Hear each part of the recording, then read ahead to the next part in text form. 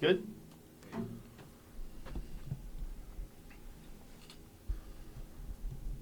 Here we go. 3, 2, live? Boom, we're live. Gentlemen. Joe, David, hi. Fred. Hey, good to be here. Good to see you guys. What's happening? Not much. We're in sunny California. Yeah, it's too close to the sun, a little bit. Yeah. Been barbecued over the last week and a half. I've been hiding in a hotel for 6 days. How proper that we're here to talk about surviving the apocalypse. Yeah, that's what I was going to say. Your book is Joe Beef, Surviving the Apocalypse. A cookbook for surviving the apocalypse? What's the purpose of the title? Just a goof? We haven't written a book in years. I don't think we really wanted to write a second book. When we started getting a bit of pressure to write a second one, we kind of, laid down the gauntlet to the editors and said, we're going to write what we want. Are you in or are you out? And they said, well, show us a little bit of the framework of what this is going to be.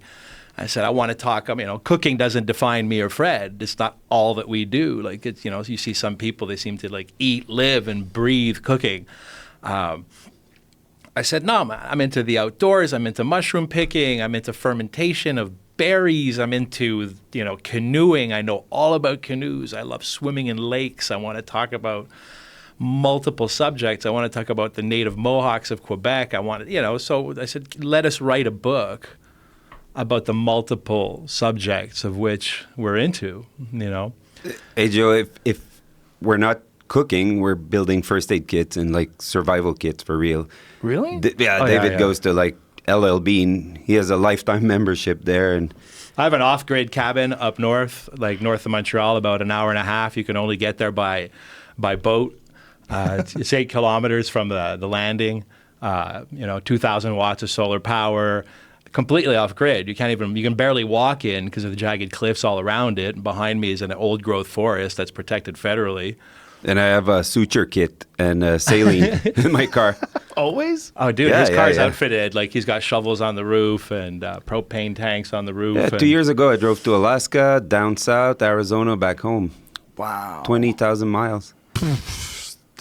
I grew up in Boston, and I did stand-up in Montreal for the first time, I think, in 1991 or something like that. And I remember thinking Boston was cold until I went to Montreal, and I went, oh, this is a different thing. This is a whole different level of cold. Too. We had a polar vortex last year come roaring through. I think all the pipes blew in all the restaurants.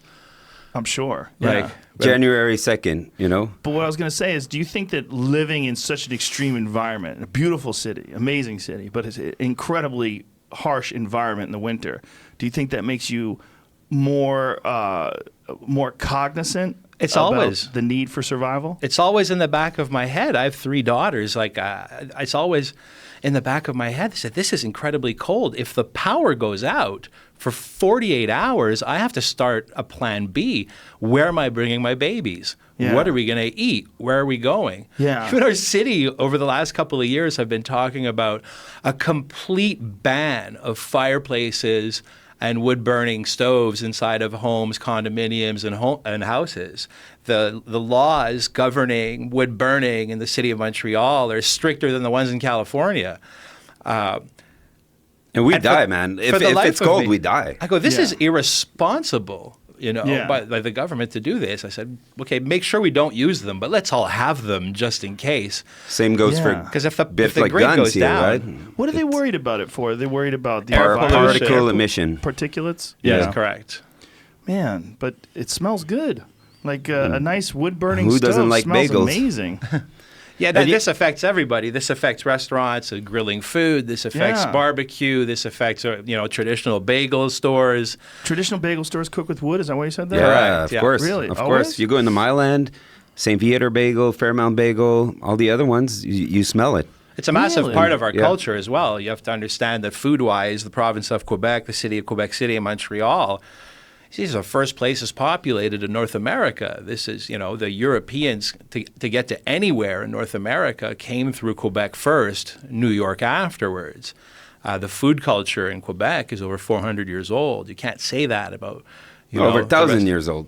Yeah, absolutely. And wood is detrimental to that. If it wasn't for burning wood, and I'm not saying we should do it for a historical purpose, but if we run out of gas, there's still wood. For and then they're going to come sake. and give you a ticket. You know, Yeah. $2,000 because you're having a fire. A few years ago, like about a decade ago, we had this crazy ice storm in Quebec. The perfect storm of rain and then cold and then rain and then cold. All the power lines went out. All the pylons Yeah, crashed. everything got thick with ice, right? Yeah, for 2 weeks. Yeah, 2 weeks. There's a baby boom right after that because people stayed home, no television and no heat, and everybody procreated. And there was a true baby boom 9 months later. There was a ton of new kids born. That's hilarious. Yeah, But you know it's the deep freeze, it also like cleans the city in the winter. So from your perspective, if the shit hits the fan, they come and see us. Because it's a pretty good city to survive anything, you know? It's a pretty neat place because the winter just like sanitizes everything. You start again every year, you know? Right. Yeah, as opposed to LA where you never really get that. You can't you're get in the full clean down. Yeah. Never. No, You it's never the get long clean. haul. Yeah, you do like a whore's bath. You just get it like you're in a restroom somewhere with paper towels that you wet down and sort of get your underarms or whatever. That's what LA is. The wet towelettes. Yes. So you just wanted to write a book that kind of covers all of your interests, not just with food, but one of the things that I really enjoyed there was an episode that you guys did of Anthony Bourdain's show where you were ice fishing. And you had one of those ice fishing huts, and you guys cooked. Tony told you it's notorious on the show that they never caught fish. Yeah. And whenever he had a gun, he never hit anything. So we knew that, and we knew that there was not a pike and there was not a walleye that was going to bite. So we're like, okay, option A, we sit there and we like take some fake fish and we fry it up in cornflakes and shortening in a hollow cabin. Or we just went like Joe Beef crazy and we brought all the old cookbooks we had, all the spirits, like Cuban cigars, all the copperware, all the stuff. And we made a menu from an old Lyonnais restaurant, Paul Bocuse, that he did a show at after. And he knew nothing about that, eh? And we just went from fishing after he asked us about like strippers in Quebec and like just a few funny banter. And we just went in. It was like magical. It was seriously a tenth of the size of this room here. Yeah, it was a tiny, tiny little shack. And he tapped out that day. Yeah? Yeah, he was having a good time, and we brought some fine wines and fine spirits, some really rare oddities, some old Chartreuse and stuff like that Fred had lying around. And Tony was there you funny. guys are. It's up on the screen right there. He let it go a bit, He nice. he calmed down and enjoyed us and let us do our thing. I'm a bit fatter, eh? Oh God. That was in the wine drinking days too, right? Yeah, correct. Look at that. God, that looks good. Is that foie gras and some sort of mashed potatoes or something? Yeah, that's a wild rabbit. It's a French recipe. It's called hare à la royale, where you cook the hare for a long time, and hare, yeah, and you serve it with truffles, and you keep the blood. This hare is snared, so it's still full of blood, and you keep the blood, and at the end you thicken the sauce with the blood. Whoa. Oh, it's very good. And I bet you, it's funny, I bet you it fits all the principles of nutrition now, It's like blood and all the organ meats and all the... Same with cheese. Look, this is like pure cheese probiotics right there. That is interesting, right? That no one thought of that until recently, that was what it was. That people just thought of it as cheese, and now people think of it as there's live cultures on it, and organ meat is much healthier for you, and people are so much more aware of that. And look at the cheese thing, too. It's like... Now, a lot of the probiotic makers are doing like lipo deliveries. They coat it in fat so it resists the stomach acid, right? But that's fat. Probiotic from cheese is covered in fat. You eat it after your dinner. It lives through you. And it all, in a perfect world, it comes from right around your house, right? So you eat a cheese and the probiotics are the same one that you're going to encounter later. So you kind of get immunized in a way. Yeah. That's the benefit. That's what true local is. Right, yeah. There's a benefit to eating cheese after a meal? Yeah, sure. It is. When it's a very pungent, advanced, alive, raw cheese, it'll be seen ultimately as a non-alcoholic digestif.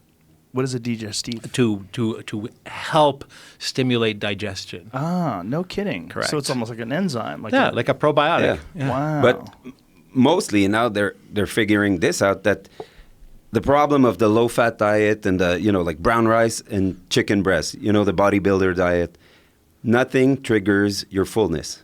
Because they realize that fat actually makes you full quite fast, right? So if you eat a bit of cheese, you're done. You tap out after. You don't need like a full plate of cheese or layer it on a hamburger, but just a little bit of cheese after just cuts you off, and then you have spirits, and cigars are not that healthy, but... Yeah, I've been talking about that with a lot of nutrition experts, where they say that your body, when it eats a lot of carbohydrates, you can consume carbohydrates far past what you actually need, whereas if you're just eating a lot of fat and protein, your body tends to regulate itself much better. Satiate, yeah. Yeah, yeah. Now, you guys, how long have you been in Montreal? And I have to tell you, and I've said it before, if I had to say my all-time favorite restaurant, I think Joe Beef's my all-time favorite restaurant. I don't like to say my all-time number because there's a lot of great restaurants in this world. But damn, if I had to choose one, I think I might choose you guys. No, you're very kind, but we have to take you out to other places to change your mind. I don't think you're gonna, man. You guys are the first. It's kind of, if you're a horse lover, turn your head, plug your ears. You guys are the first people that ever served me horse, and I was like, what? When you brought over it was a horse tenderloin, and I was like, what the fuck? You guys are eating horse up here? And horse tartare. But like, it's a stigma. You know, it's a cow, an elk, a bison, a deer, a horse. It's a four-legged animal. And, you know, if I put a bison tenderloin on this and serve you a beef tenderloin and a cow tenderloin and a deer tenderloin, at the end of the day, it just has a couple of degrees of separation from the other. It's all flesh, really. And it's very subjective that we base our nutritional choices on how pretty or how cute an animal is. It doesn't make sense. And we're lucky now we're able to choose what we eat. Right. Like it wasn't like that 100 years ago. The purpose of the food guide until like 40 years ago was to make sure you had enough calories. Now we're in an age of restriction, so we say like, I don't want horse, I prefer deer, or I prefer veal, or I had chicken yesterday, I can't have twice in a row. Like all this is a bit of fluff what we do in a way because we're so fortunate to have enough food to decide. My friend Remy Warren was on a backpacking horseback elk hunt, and one of the horses fell down and broke its leg, and they had to make a decision. They were deep in the backcountry, and they had to shoot it, and it just wasn't going to get out of there. And after they shot it, he decided that really its animal was going to go to waste, so they took the back straps off. And they cooked it and ate it. But he said it was a really weird moment where like this is an animal that was like everybody's petting it, and it was you're riding it, and it was a working animal, but it was an animal that you loved. And then all of a sudden it's down and you have to kill it. And he's like, well, it's going to go to waste. He said it just felt wrong to let it go to waste, so they cut the back straps off of it. The reason I think we don't eat horse culturally is really based ultimately on the Battle of Wolfe between Montcalm on the plains of Quebec City. That was a decisive battle in North American history, whereas if the French had won that battle, everybody in North America ultimately would be speaking French. They didn't win that battle. So British rule imposed. So in England, you didn't eat horse by royal decree. But the French ate horse. The Belgians eat horse. The Germans eat horse. You see? So that's what it is. Yeah, it's very old history. It was mining. It was just a mining verboten in an Anglophone world to eat horse. And in all the mining countries, half my family's from Belgium, and it's traditional there because they bring the horse in the mine.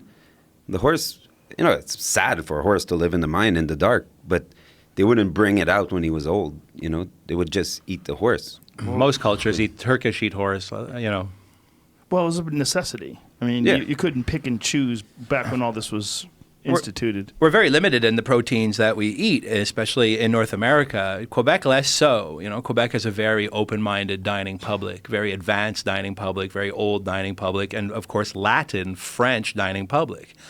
The amount of proteins that are served in a Montreal restaurant are numerous compared to, let's say, even when I go to Manhattan. If me and you and Fred are in Manhattan tomorrow night, say, let's go have rabbit with mustard sauce, it's going to be a tough sell. We're going to really struggle to find rabbit mustard sauce. We're going to struggle even to find, let's go have a couple slices of liver tonight with onions. It's going to be very difficult to sell in New York City. Lamb neck, lamb kidneys. liver. Deer is a hard, tall order. Ultimately, Manhattan or America eats a limited scope of proteins, beef, chicken, so forth. Whereas, French culture, Quebec, we have all the proteins. I have young dining clientele that have no problem eating kidneys medium rare, liver, lamb liver, deer neck, deer heart tartare. It's not a thing. Like, it's not what other restaurant people are eating. It's just part of the registry, you know. Little girls, like your daughters, were raised eating, you know, the food that their dad hunts and the food that their parents buy. Some people of lesser means eat pork liver. They're raised on it. So when they see liver on the restaurant, cute little, 19-year-old girls that are about to go out to the club later will have a slice of liver. You won't see that in New York City. Are you allowed to sell venison here that you hunt? No, not that you hunt. You have to buy farm-raised stuff, and oddly enough, most of it's from New Zealand. Most of the stuff that we're getting here in the United States is from New Zealand, and if they call it venison, it's most likely some sort of stag or, and the elk that we get, if we buy elk at a restaurant, it's all from New Zealand. Well, so you can't harvest it. When you do a kill, you can put it in your freezer? Yes. Okay, perfect. Yeah, well, I have 2 freezers back here. All of the elk that I get from myself that I hunt, and I give it to a lot of my friends, and I make sausages for my friends, and I send, but that's the only way they're going to get it, unless they go out and get it themselves. There's not a place in Los Angeles where you can go buy elk meat. In Newfoundland, hunters are allowed to sell moose back to the restaurants. Really? Yeah, moose were introduced onto the island of Newfoundland from Maine.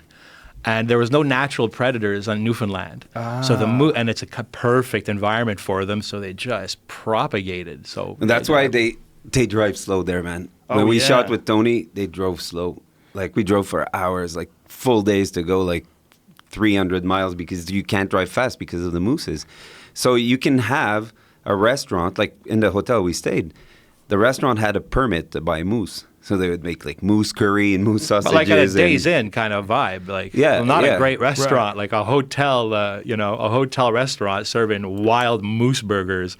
But it's pretty cool that they do that. That is cool. But if they did that everywhere else, then we're just reinventing the wheel, We're going back to market hunting, which is what almost wiped out almost all of the animals in this country anyway. Some chefs in Quebec would like to bring that back. And I said, listen, we can barely manage our roads, our infrastructure. We can barely manage our... And that's the risk of foraging too. Like, eventually, like people go for mushrooms. It's like, you heard about the fights between the mushroom pickers in Oregon and stuff like that. Where like the people who harvest clams too, that like between the communities, there's huge fights for territories, and they'd hijack like trucks of abalone at night, and gooey duck, the giant king clam. Mm-hmm. Yeah, I've heard stories of a guy in his Econoline van with 500 pounds of gooey duck going to the Victoria airport to send them to Japan, get hijacked on the highway at night, and they steal the clams because they're worth a fortune in Japan. And same for mushroom patches. Matsutake mushrooms are as well this famous white, it's called a pine mushroom, and in Japan, a matsutake mushroom. The closer the shape of the mushroom to a penis, the more expensive it is, So they'd actually hijack people on their way to like the patch and like undress them and make them turn around so they can never find the place again. Wow. Yeah, it's competitive. Morel mushrooms, you look at a morel mushroom, it's, how much, Fred? Very expensive. $44 a kilo in Montreal. Dave, can you pull this a little closer to your face? Try to keep it about a fist from your face. Yeah, the morel mushrooms, I buy them online. They're very expensive. I buy them dried, but they're so delicious. I mean, people who don't like mushrooms, like one of my daughters does not like mushrooms, but she loves morels. It's my favorite. It's a number one mushroom. So good with salt, with garlic, salt, and sautéed in butter. They're sensational. Great mushroom. Yeah, so it's a strange flavor. One of our favorite. There's a great recipe for that in the book. Is like you poach chicken legs, right, until they're ready, and then in the broth, very little broth, you strain the broth, you add cream and saute morel mushrooms in there, and a little bit of sherry wine, any of oxidized wine, and you just add the legs in there, and you let that simmer. Man, that's good. Oh. We have a picture in the book of some morel mushrooms of the size of these water bottles. Wow. We've had morel mushrooms that are about the size of my hand. You can stuff like half a chicken leg inside of them and serve one stuffed morel mushroom in broth for one customer. It's brilliant. Wow. Aren't they? They're a strange mushroom, right? Where they pop up after burns. Yeah, and they're also a spring mushroom, which is weird because most of the other mushrooms are later on fall damp, right? And morel is like literally quite quick after the snow. That's the first mushroom that appears in the forest, so it's very different than all the others. Are they commercially cultivated? They They could be, but not. I've never seen it in my career. I tried growing mushrooms. We tried everything at the restaurant. I tried growing mushrooms, and like you get everything but the mushroom you inoculate. You know, it's very difficult to keep the proper conditions and stuff. That's why I'm not against the fact that they're expensive. You know, it's a good way to regulate a market price. You know, it's like, yeah, you know, bluefin tuna is going extinct, but just make it 3 times the price. It's going to regulate the market, you know? I guess. I wish there was a way to reintroduce bluefin to the wild. It just seems like the appetite that people have for those things is just untenable. Give you a look at any given night in a city like Manhattan, how much red tuna is sold on the island of Manhattan any given night of the year. It's scary. Yeah, I almost feel like it's like killing the last giraffe in a herd, you know, like fishing a giant tuna like that. It's and again, you know, they're big, they're feisty, they're majestic, so that shouldn't guide my choice, my decision, and to protect them. But like that's heartbreaking. Well, the problem is there's complete lack of regulation in the open waters when these guys have these enormous ships filled with huge nets and they just drag them across the ocean floor and capture everything. Or bycatch. Yeah. That's the biggest What is joke. that? It's like they call it bycatch. So you didn't set off the fish for tuna, but that's what kind of bit. You know, like yeah, come on. You know, you go fishing for what? To catch a bluefin tuna in the first place. You know, place. Oh, so they're pretending they're not fishing for it. Is that what you're saying? Allegedly. Yeah. Well, you know that whole thing with Japanese whalers. They found a way to work around it, and the way to work around it is science research boats. So these science research where we're going to do research on these whales that we kill, and then they chop them up and sell them. And Sea Shepherd has been tracking that down, and they hover over them, take photographs of it, and report them, and it's ugly business. Yeah. Wild protein is ugly business. Yeah, We've worked it hard is. at the restaurant to ultimately avoid it, to be more sustainable seafood focused. You know, the oyster is a great thing to eat. We should eat more oysters. Right. We should eat more clams. Florida, oddly, is an amazing sustainable seafood scene. You know, just the work that they do with the Florida stone crab, right? You know, that every year they just harvest like the left arm. And they put the crab back. And the next year it's the right arm. And they put the crab back. Really? Yeah, it's a brilliant fishing industry. You know? They don't kill the animal. The claw grows back. Right. And it's absolutely And they all fit brilliant. nicely on the Genius. plate, all side by side. I don't like that you're telling me something good about Florida. They have a great conflicted. shrimping scene, they're actually leaders in sustainable seafood. Well, the seafood and fishing is such a gigantic part of their economy. It makes sense that they would do that. That's a smart thing. Yeah, grouper fishing down there is a giant part of their There's industry. a good book that was published a few years ago, The Big Oyster, I think, Mark Kolansky. He wrote a book The history about of the cod. oyster. Yeah. The New York and the history of the oyster. That's and it's incredible. Super interesting because his thing was like, you know, we try to portray our history as like glorious, and we herded bisons before for protein, and that's how we started our, like modern farming. But in fact, we probably farmed oysters and snails and clams because they don't move, and they're the most prolific and the most abundant source of protein. Kurlansky, in that book, Kurlansky brings up a premise, and I'm loosely interpreting it now because I read this book a few years ago, but think of this for a second, right? The island of Manhattan is all the rivers around it, all the water systems around it, is actually one of the greater oyster situations on the Atlantic East Coast, right? The reason that the population exploded in Manhattan in the early days was that any person could literally get off a boat, walk onto the island of Manhattan, homeless, broke, and sleep in an alley and walk down to the river and pick 5 oysters. A small oyster is 5 grams of protein, right? A medium oyster's got 10 grams of protein. So a completely destitute person could just eat 6 oysters a day, 3 oysters, and live again another day to find a job. So the population ultimately, New York City and its population was based on this this huge supply of oysters. Wow. Yeah. That's there was a crazy. free, available source of protein that will make you live another 24 hours. So if it takes you 3 days to find a job, 4 days to find a job, 20 days to find a job, you're not going to die because there's oysters. Look at this. And they found oyster. What is this from? Harlem River oyster. Oh, this is incredible. Yeah. There's actual islands that they thought were like geological formation that are made of oyster shells. This Layers and layers of oyster shells. The article that Jamie put up is from Thrillist. Is that what it's from? Yeah. Pull up to the top so I can tell people what the name of it is. Why oysters are ridiculously important to the history of New York City. And it's just showing all these ancient photos of mounds of oyster shells. And there's an amazing program today. You know, some of the areas, they take these giant cages. One oyster, if I'm correct, one oyster filters 4 metric tons of water per day. From what I understand, I might be wrong with my math. So take this, for instance, a caged box of thousands of oysters. There it is. There's the math. A single oyster can filter about 30 to 50 gallons of water every day. Little loose math. And in case you haven't noticed, New York's waterways aren't exactly the cleanest. The folks behind the Billion Oyster Project are trying to change that by recycling shells from the partnering restaurants and getting them back in the water to build oyster reefs. The goal is to add 1 billion oysters to the water by 2035. So far, they've restored 1 acre. 1.5 acres of reefs. Well, don't say 1.05, bitch. You got an acre. Oh, you just adding those extra 2 numbers. 1.05 acres of reefs and count 11.5 million newly grown oysters. But the oyster will clarify the water. It'll make a murky river clear again. Wow. But does that affect the taste of the oyster? They don't eat those oysters. I think those are pulled back into landfill after or mulched into gardens. Or for the shells farming. Again to re-put for more reefs. But the oyster is interesting. It doesn't move, right? An oyster, it opens its shells to feed. Showing how they do it. This is incredible. And the oyster, you know that the oyster it will change gender according to the density of the population. So it'll go from male to female in order to balance the population. Look at that water.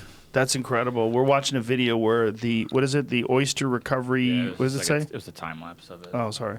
So it's a time lapse, but it said, what does it say it was from? Oyster filtration. Right, but there was a watermark on the video there in the corner. It was showing. Oyster recovery partnership. Yeah, so the watermark is. So what they do is they have this horrible green water. They chuck these oysters in, and it turns it completely clear. That's amazing. I did not know that.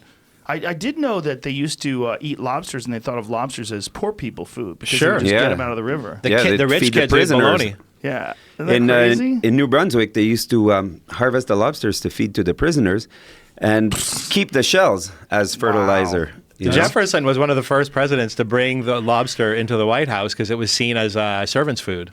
When did it switch? Jefferson. So when he started doing that, that's when people realized it was so delicious? No, that's with the lobster spaghetti at Joe Beef. We changed the whole thing. The lobster spaghetti at Joe Beef is insane. That lobster spaghetti, that's off the charts. You know, also the child labor laws were instaured primarily because of the kids that used to work in oyster shucking plants. Really? Yeah. We had one of our best friend, if not our best friend, passed away like 6 months ago, John Bill. He was a great chucker. He helped us at the bar, but he's like deep into sustainability and history of oysters and everything. And he was like the source for oysters for everything. He wrote a beautiful book. Yeah. We'll send you a copy. It's an incredible book. They're a good food for vegans to consider too because they're more primitive than most plants. Yeah. Most mollusks. John used to call them ocean cupcakes. Well, they're delicious. It's a great source of protein, but it's also, they don't have any nerve endings. They're not feeling anything. Well, it's a sea vegetable. Yeah, it basically is. Yeah. We have an issue, or some people, not myself, but some people have an issue with things that are capable of moving. Yeah. Like for whatever reason, we just decide that don't eat that. But if you want to talk about something sustainable, like mollusks and seafood, I mean, they can be commercially farmed. They actually do have a positive impact, as you're describing, on the environment. Incredible source of protein as well. Yeah, and really like a complete source of protein, not like a very bioavailable source, unlike a lot of vegetable proteins. So maybe we should do a protein powder out of dried oysters. Just eat some oysters. Clam protein. Yeah. How would you do totally. that? How'd you get so ripped? Clam protein, bro. I mean, a lot of people are eating cricket protein. If you guys ever serve any insect dishes? No, but I'm not opposed knowingly. to it. Well, one of the things... I got a letter last week that someone found a bug in their salad and they're But quite you know, upset. sometimes the people are they want the cake and they want to eat it too because people want organic. Right. And we support that. We love that. But Occasionally get an ant in there. yeah, well- organic is no pesticide. Right. So That's okay. Bugs aren't bad. It's like the idea of bugs being like roaches are bad. Okay. Most other bugs are not that big of a deal. Yeah, You and know? it's like quite, if we're serving 100 people a day, and maybe that arguably being 40 salads, it's some kind of crazy work to really look at both sides of each leaf. We Yeah. try our best, Right. but one will get past us every year. I think you're better off. The people that are freaking out about bugs, you don't want them coming in there. Just let them. Just give them their money back and get the fuck out of here. Yeah, I agree with that. That's Stay my out. policy. But when I was in Mexico, we checked into this resort and they had a bowl of fried crickets in the hotel. Like they had some sort of a flavor to them. They added some flavor to Yeah, them. Rene Redzepi in Noma, arguably one of the world's best restaurants, is obsessed with serving ants. Really? Loves them. Why lemony ants? fresh. I don't know. I think they're crunchy. They're delicious. He thinks they're fine. Of course, and he's doing this wonderful Nordic cuisine, and there's ants. And when But they it's forage a vegetables homework. and they forage mushrooms, and there's also ants. So why not forage those too? And it's a homework they do for the rest of us. It starts, they're doing the right thing. People pay a lot of money, fly there to go eat there, but he's doing some good legwork on how to prepare them, how to raise them, I'm not saying his food is based on that, but I'm Right. happy that somebody did that part of the research. And he'll bring the point up, and that'll ultimately by osmosis, other younger chefs will try to do that, and it'll normalize it a little bit more. So expect ants at Nordic restaurants. Interesting. So this is the new trend. Get ahead of it, folks. You heard him, Los Angeles. I know you trendy fucks are out there thinking about what's coming. Crickets are a weird one. Like crickets seem to be like universally accepted. Like cricket protein. You see a lot of cricket protein bars. You don't see too many other insects being like commercially harvested. David and I were in New York for Anthony's memorial thing, and we walked in the Bowery, and middle of the afternoon, hot sun. Oh, this is a good one. And there's like a little store, no refrigeration, and there's buckets of clams, and like mesh bags, like you put onions in. There's a big mesh bag in a bin, and it's full of giant bullfrogs. Like looking up at us. Like 100 little bullfrogs. But like with lined their up in tiny a box, heads. like oranges in a box, like 1, 2, 3, 4, And 5. they're alive. Yeah. And their little eyes just looking up like this. And I was Whoa. like, sure, we have frogs in the book, but that was... So hang on, Fred and I have been cooking for years, 25 years arguably, if not more. I've processed We're every animal in French process-oriented. cooking. Okay, so of course we just look at the frogs. We don't say anything to each other. We keep on walking, and I go, "Hang on a sec, Fred. Walk me through this." He goes, "How exactly does this work? I know how to do a rabbit. I know how to do a hare. I know how to do a duck. I know how to do any fish, any seafood, lobster." So you get no a problem. case of frog in the kitchen. What's your first move? Right now, what's our first move? So we take the live frog. Do I put it on the cutting board? Do I hack its legs off? And what do I do with the 60% remaining of the frog? That's what I'm worried about. Yeah. Is it ground? Does it end up in dumplings? Where's that other part of the frog going? Is it soup? Is it broth? That's an amphibian. Right. It was fascinating. Did you experiment? No, No. I'm mortified. And after that, we went to Tony's Memorial. It was in a Chinese restaurant, and I was just like, I couldn't eat. Because by default, everything had like frog in it in my head.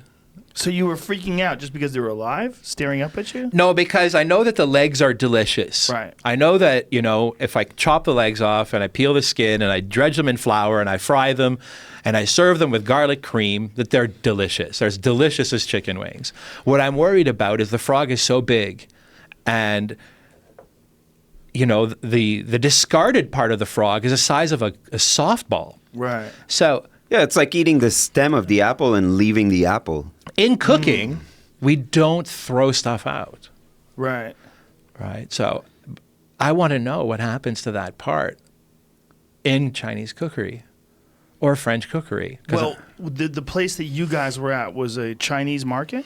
Yeah, it was one of those hole in the door kind of like supplier.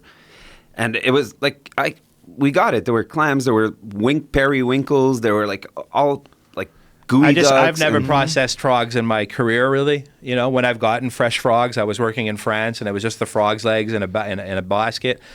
But even then, I would wonder, in France, where does that other part go? I know this is a very disturbing. What seems like there's got to be an answer to this. Maybe I don't know. You would be the people that I would call. I'm thinking That's the problem. wonton stuffing. Right. Like Maybe. some sort of boiled and ground. I'm hoping and they're discarded. I just Googled it, and the video is graphic. Let it go. Let's do it. Let it roll. I'm not gonna put it up on YouTube. Okay, we'll although put it up already for us. exists there, yeah. Put it up for us so we can see it. Here we go. Okay. Oh no!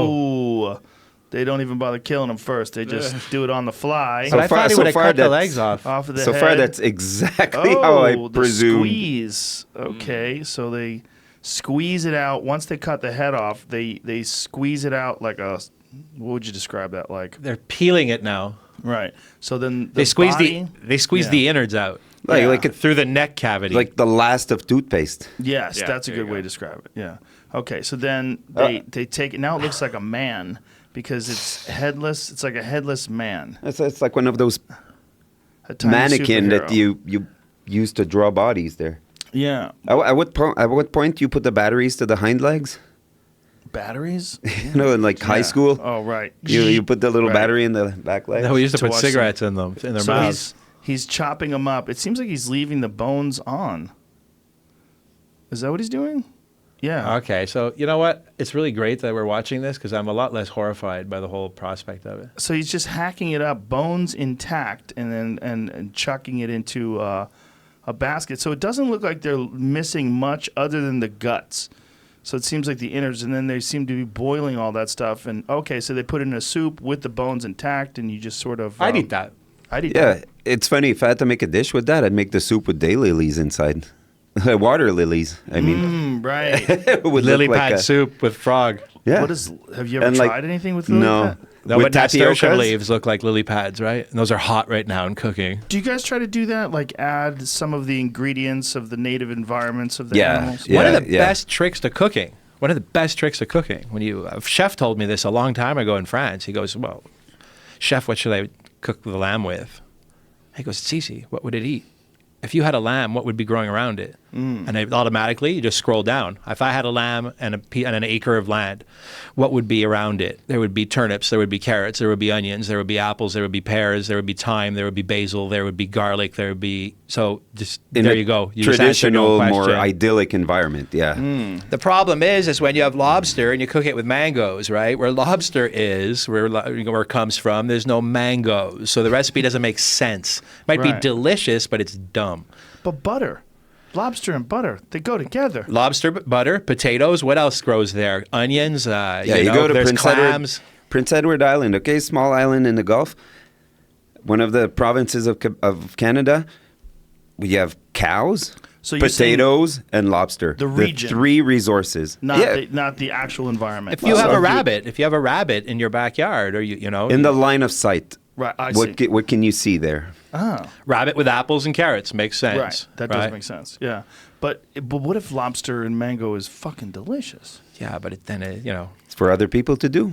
We have Not- our not for you. principles. It's academically incorrect. Oh, academically incorrect. That's fascinating. One of my favorite pizzas, don't get disgusted at me, don't hate me, pineapple and anchovy. Pineapple and anchovy. That's right. Pineapple and ham is out there. Pineapple and anchovy. It's goddamn delicious. I fucking love it. I don't care what you say. Who does that though? That's like The- you'd invented that. I might have. That's good. Now I want to try. I love want to it. try frog soup with lily pads and pineapple and anchovy I go pizza. hard with both. Hard with the pineapple and hard with the anchovy. Do you want to write a book 3 with us? No. I can't, I can't Cooking cook. with Joe. I'm good at elk steaks, and I know how to order pineapple and anchovy pizza. I have to say that when I see your the picture you post of your meat cooking, Not bad. it's always on point Thank you very much. because there's a lot of hunters that post up pictures of their dinner, and it's not because you can take pictures and they'll look beautiful with of anything. It's not the quality of the picture, but the food is a little bit. Yeah, some hunters don't know how to cook. We have a lot of hunters in Quebec, and sometimes, the hunter will bring by because I shot this beautiful moose, David. It was 2,000 pounds or 1,500 pounds, and he shows me a picture on his phone, and then he brings me a jar of the spaghetti sauce he made out of the moose. And I'm like, really? That's what you shot a majestic moose in the forest and you made spaghetti sauce with it? And I put kiwi in it because it tenderizes the meat. Well, listen, spaghetti sauce with ground moose is delicious. Yeah, I'll give you a tip. You gotta have I eat everything. I eat the whole thing, right? I mean, I know how to make the roasts, and I use the ground for a bunch of different things, and I just think that if you do it properly, or if you want to handle it properly, you've really got to read up on how to cook wild game as opposed to how to cook anything else. There's a very low fat content. It's a tricky kind of meat to cook. There's a tool. It's called a lardoir in French. It's like a big needle with a swivel tip. And what you do is you cut long strips of fat and you poke them through the meat. And you inject it? Yeah, no, you don't inject. You put like long, threading it. You're threading your piece of meat, like the loins or the fat, the back straps. It tends to be leaner. So you put long strips of pork fat inside and you cook it slowly enough that the pork fat will melt inside. So in every bite, you'll have a little bit of fat. It's a neat thing. It's an old French cooking trick. Yeah. That sounds sensational. Or what we do, actually, like for the wild rabbit, which is extremely dry, we'll put a veal foot with the skin. So that'll give off the collagen, and we'll put a slice of pork belly with it. That'll give off the fat. When are you guys going back to Montreal? Tomorrow. Yeah. If I can't give you meat, right? It wouldn't. No, we couldn't get through the border. Wouldn't work. Damn. Not this way. The other way works. Yes, but, it works if you hunt it and bring it through. I've brought meat back, but damn, I'd like to give you guys something. See what you do with it. Yeah, it's a lot of things. It's our favorite meat, but you know, it would be sooner be caught with bricks of hashish than venison as restaurant owners. You know, like you we'd be in less trouble. You cannot have any wild game in your restaurant, even if it's just for your own personal consumption. No, really. No. Yeah, sturgeon too is a problem in Quebec. Caviar, we have a lot of sturgeon in the Gulf of St. Lawrence. The laws are like lights out ridiculous. If you get caught with like a gram of caviar in your boat, you don't have a license. They'll freeze your bank accounts and seize your house, kind of thing. Really? Yeah, it would go south quick. What is the concern? Is there such a commercial market for sturgeon caviar? Is that what it is? Yeah, exactly. Yeah. Wow. So people just go that far out of their way to get caviar that they had to just make these. It's like a fish right now is worthless if you can't use the caviar, right? Right. We're allowed that. There's a fishery for them. They fish the sturgeon. In the Gulf of St. Lawrence, when they catch them, they have to gut them. They have to remove every egg and dump the eggs into the water.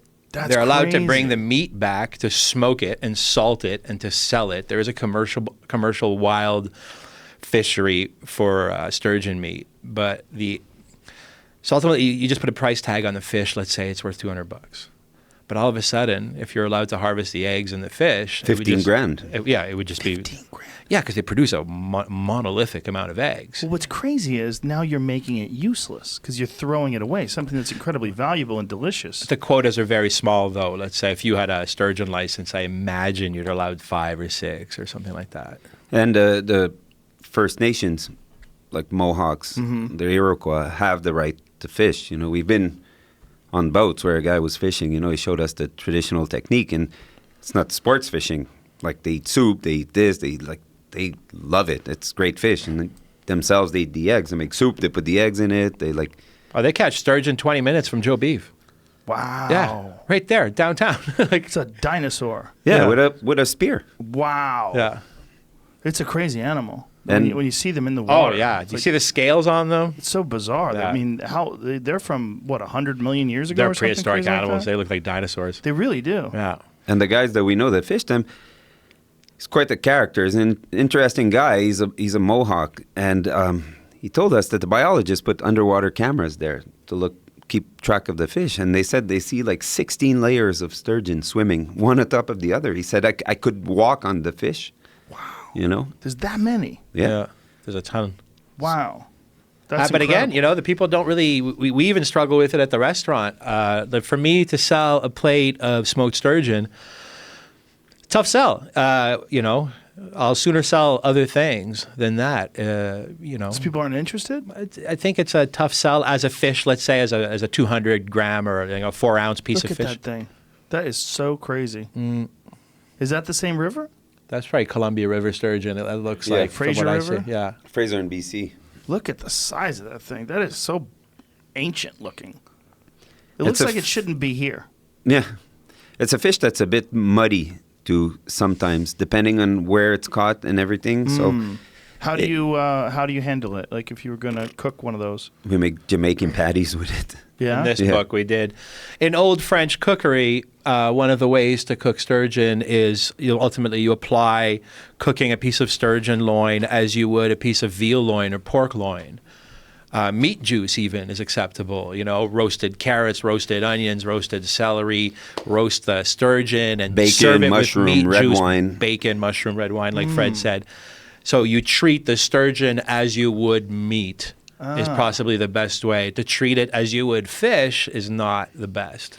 People got to expect. We were overly fortunate to have, 300 gram, like a pound of fish seared in a pan and served with a little sauce was common thing, right? But it's not the right thing to do if we want to keep things in the water, Right, for our right. kids or whatever. So people got used to this, like a piece of fish that tastes like nothing that you can eat for like an hour and a half because you have so much of it, and that's the standard. But a fish like sturgeon is great if you have a little bit in a sauce like David May talks about over like buttery mashed potatoes or like with like egg noodles or something like that. It's a great way to do it. And it's a great way to look at fish where like you need actually 75 grams of protein, not like 500, Is there a comparison that you can make in terms of what it tastes like? Yeah, veal loin a little bit, I guess. Really? Somewhat. Wow. Braised veal collar. What do you say, blanquette? Veal stew, a like- larger piece of stew, like not a small, 2-inch block of stew, but let's say a bigger piece of stew. with a chunk of seaweed in it, Yeah, it's neat. Wow. It's neat. It sounds now I'm hungry for it. Now I We wanna do try it. like Fred made the Mcnuggets molds, because the Mcnuggets have this like there's like 4 or 5 different Yeah. sizes. Fred made the mold in the first book, I think precisely exactly like the McDonald's McNuggets. And we used to do sturgeon McNuggets or eel. or eel McNuggets, same fishery, right? We have eels where we get sturgeon. And it That's was kind of another cool. We sold a weird fish. ton of them at the restaurant. It would literally, you'd be at Joe Beef and you'd get on your plate what looked to be like 6 McNuggets with a sauce and the little paper cup on the side. People are like, what the hell is this? I says, sturgeon nuggets. People, Eel is a weird one. When I used to go fishing a lot, people would catch eels. They'd be upset.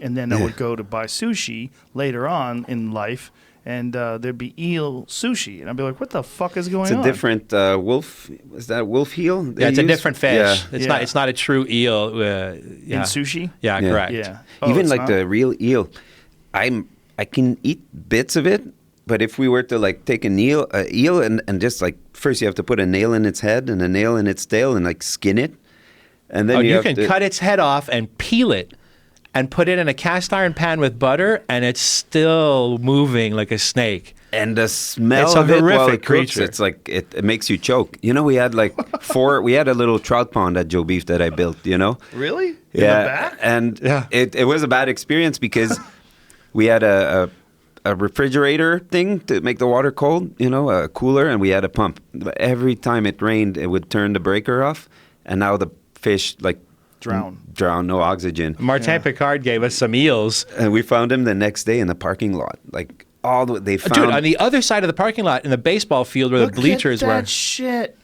They're cooking it, and it's swimming at a rapid It's had no pace. head and no skin at this point. This is a grill. What does it say? It says shocking clip of cooking an eel alive in Seoul. No, but it's got that eel is beheaded and Yes. skinned. It's beheaded, And it's still skinned. nervous system is still very intact. What are those things in the bottom? Those its legs? That's probably its guts. Oh God! Look at that thing bucking. Oh and man, kicking. that's real stir frying. I caught one once in Nova Scotia on a hook and line. And when I caught it, the fisherman next to me said, "Oh, don't reel it in." So I just held my fishing rod. I wasn't reeling in, and the eel reeled itself up my line to the tip of my fishing rod and started reeling down my fishing rod towards me. I was a kid. I was horrified. Ever since then, I've had an issue with like eels. I worked in a restaurant in France, in Dijon, and in the fridge, right near the cooking line, there was a wooden box with a cinder block on it. It's the first day I worked there. I was helping out on the fish station. And I hear in French, "Un anguille en commande," when one eel ordered up. And then the fish chef says, "Go in the fridge. There's a wooden box. You take the cinder block off it, you just lift the lid a little bit, plunge your hand in there, grab an eel, and bring it back to me." I was like, "You're kidding, right?" So I literally do that. I go into the walk-in fridge, I pull the wooden box out, I take the cinder block off the top, I lift the hit. It was just literally, 50 eels writhing together in a box. That's like Indiana Jones, No Like, water? No, they live with it out of water, no problem. Martin Picard at Pied de Cochon, in his restaurant right now, I was there last week, he has a lobster tank right in a doorway. I think they hang your coats right above it. And in it, there's like 8 massive eels. they have and to chase them when they come at work in the morning. They reopen the restaurant. They'll find them like in the cash register, in the coat check, in the front of the lettuce restaurant. bins. They have like cinder blocks down now on the top. They got a plexiglass top with holes in it so it oxygenates, and they're literally pinned down in that tank. But even as you're eating, and you just see those giant eels in a tank the size of your flag here, it's just horrific. You know what's the best thing about eels? Talking about it. That's the Literally. best thing. Just this? Now, what about the flavor? I like it super smoked, super salted down with a good sugary, salty brine. So you have to cover it. Yeah, like in nuggets, like we did. But like even like in that restaurant David was talking about, if you take a fresh piece of eel and put it in a cast iron pan, the smoke it does, it's like mustard gas. Oh, yeah. Really? Yeah. It's got like, it's super I'm a little bit allergenic. allergic to, I guess, not all fish, but some fish. And I when I used to work at that restaurant, we would literally put a knife through its head and into the cutting board, and then another knife through its tail so it would be straight on the cutting board. So we'd pin down the left side and the right side of the eel. Then we'd lift the fillets, skin them, score them, and then pan-sear them with artichoke and country ham. And as I was pan-searing them, I was breathing in the vapors of searing the eel, and my lungs would seize. I'd have it would give me an asthma attack somewhat. It was wild. Now, is this a popular dish in France because of necessity, because of a lack of food Correct. choices? A lot of old French cooking would be based on what you had in your neighborhood. French cooking was very different pre-Federal Express, pre-roads, So eels in French cooking would come from the Bordeaux region ultimately, and, would be like la matelote d'anguille. So it would be an eel stew in red wine, with, of course, carrot, onion, celery, exactly like a beef stew. And I think also the thing about it is it's a dish that you wouldn't make at home, So people would go, allez, on va manger de l'anguille, let's go and eat eel, because that's what there was. You don't want to have the cinder block plexiglass case in your house, and then imagine your house with your kids or my kids. They eat lampreys. There's, in Bordeaux, there's some, some of the famous iconic dishes of Bordeaux is lampreys. This is like an animal from Dune, Yeah. It's like a big hole with teeth. They're the ones that cling to the bottom of sharks. Correct. And no, that's a remora. Oh, okay. The lamprey is a problem actually now, even in America. They're coming up in some rivers, and they attach themselves to fish with their suction cup head. They're just horrific animals. Toothed suction cup head. Yeah, It's tooth. It's like alien. Dune. It's like that animal in it does Dune. look like that, yeah. What do they taste like? Probably crappy like eel. Like We did a dinner. Like a shittier eel. We did a dinner for Tony when he did his second book, I think, at Liverpool House, and we were much younger, and I was like, oh, let's buy some like daring food, It was Tony Bourdain, let's buy something like fucked up. So I ordered like 2 of those eel, and I try to make soup with it. I try to make everything. And again, my classic joke, the best thing to do with it is to put it in the garbage. Like that was you make stock, you reduce it, then you throw it away. I'm sure there's a recipe that's good. And I'm sure in case of apocalypse, after the winter subsides, we'll fish for that and we'll eat it. But until then, I'm okay with like cutting my Big Macs in half so they last for 2 days. There's a cool company, though. I've been following a company online, I think on Twitter, Instagram. It's called American Unagi. They're up in the Atlantic Northeast there, I think in Maine or Massachusetts somewhere. They have they're raising eels, I think, releasing them into the nature, and they're selling eels commercially. It looks, again, like horrific work. Raising them and Tanks releasing of them in eels. the natures. Is there like some sort of a environmental benefit of having the eels? Is that like Sting about the lobster and put it away in a freshwater river? They're a weird animal, right? Again, loosely based. My facts are old reading. But from what I recall, eels are cool because all the eels every year go back to the Sargasso Sea. Right? Is it true that... That's what I remember. Is that folklore, you think? Is this I an think old so, fact because in my there's a mind? thing There about with the oyster silt. filtration volume. Yeah. Oysters filter eels. Yeah. So they all go back to this one area? Like Yeah, they have supposedly there's a migration like breeding salmon? area for them called the Sargasso Sea. Great place for swimming. And where's the Sargasso Sea? It's kind of the southern middle Atlantic, from what I recall. That's pretty safe bet. Right where the mythical plastic patch is. Oh, the plastic. That's the Pacific. You think that's mythical? I don't know. I've never seen really a real true picture of we it. actually There's a had Sargasso Sea. Okay, Eels. look at the eels. In our last... Making their way. Wow. Oh. That's so creepy. Look at that fucker. Making his way. Beautiful video, too, eh? What Yeah. is this? Pretty cool. Wow. There's a guy named Boyan Slat, this is his name, who is a young fellow that figured out a way to filter out the garbage patch. And he developed this device, and they recently started implementing it. But he's been on the podcast before and went into great detail about it. The garbage patch is real. See, that's the American Look at Unagi that. site. Whoa. Look at those fuckers just flopping around. Yeah, so they're in Maine. American Unagi's Instagram page we're on right now. They're in Maine. Yeah. Our aquaculture. That's cool. Damariscotta. It's great oysters there, too. Yeah, amazing. What about, have you guys ever cooked or eaten blueberry bear? No, we don't. Martin in Montreal, Martin is eating bear. he's hunting bear. He goes and baits every weekend, and then he goes and shacks. And What's a blueberry bear, though? My friend Steve Ranella has described this to me. Apparently, when bears eat blueberries, when they find, like it's towards the fall in particular, when they're trying to fatten up before they go into the den, they'll find these massive fields of blueberries. He shot one in Alaska. And this bear had eaten so many blueberries that when they opened it up, it smelled like blueberries. The actual fat had a purple hue to it. And it's supposed to be a spectacularly delicious meat. That totally makes sense. But Yeah. it's funny you say that, because I was thinking about that with venison before. We have some friends who had a venison farm, and This is it right here. This is Steve cooking it on his show. The show's called Meat Eater. Steve will actually be a guest on the show here Friday. But see how the fat has a hue to it? Amazing. But he said it all smells like blueberry. So he rendered down the bear fat, and then, because this was all in the field, and then cooked the bear meat, this blueberry bear meat, chunks of it in the fat. Well, if the pigment is liposoluble, then it would make sense that you find it in the fat.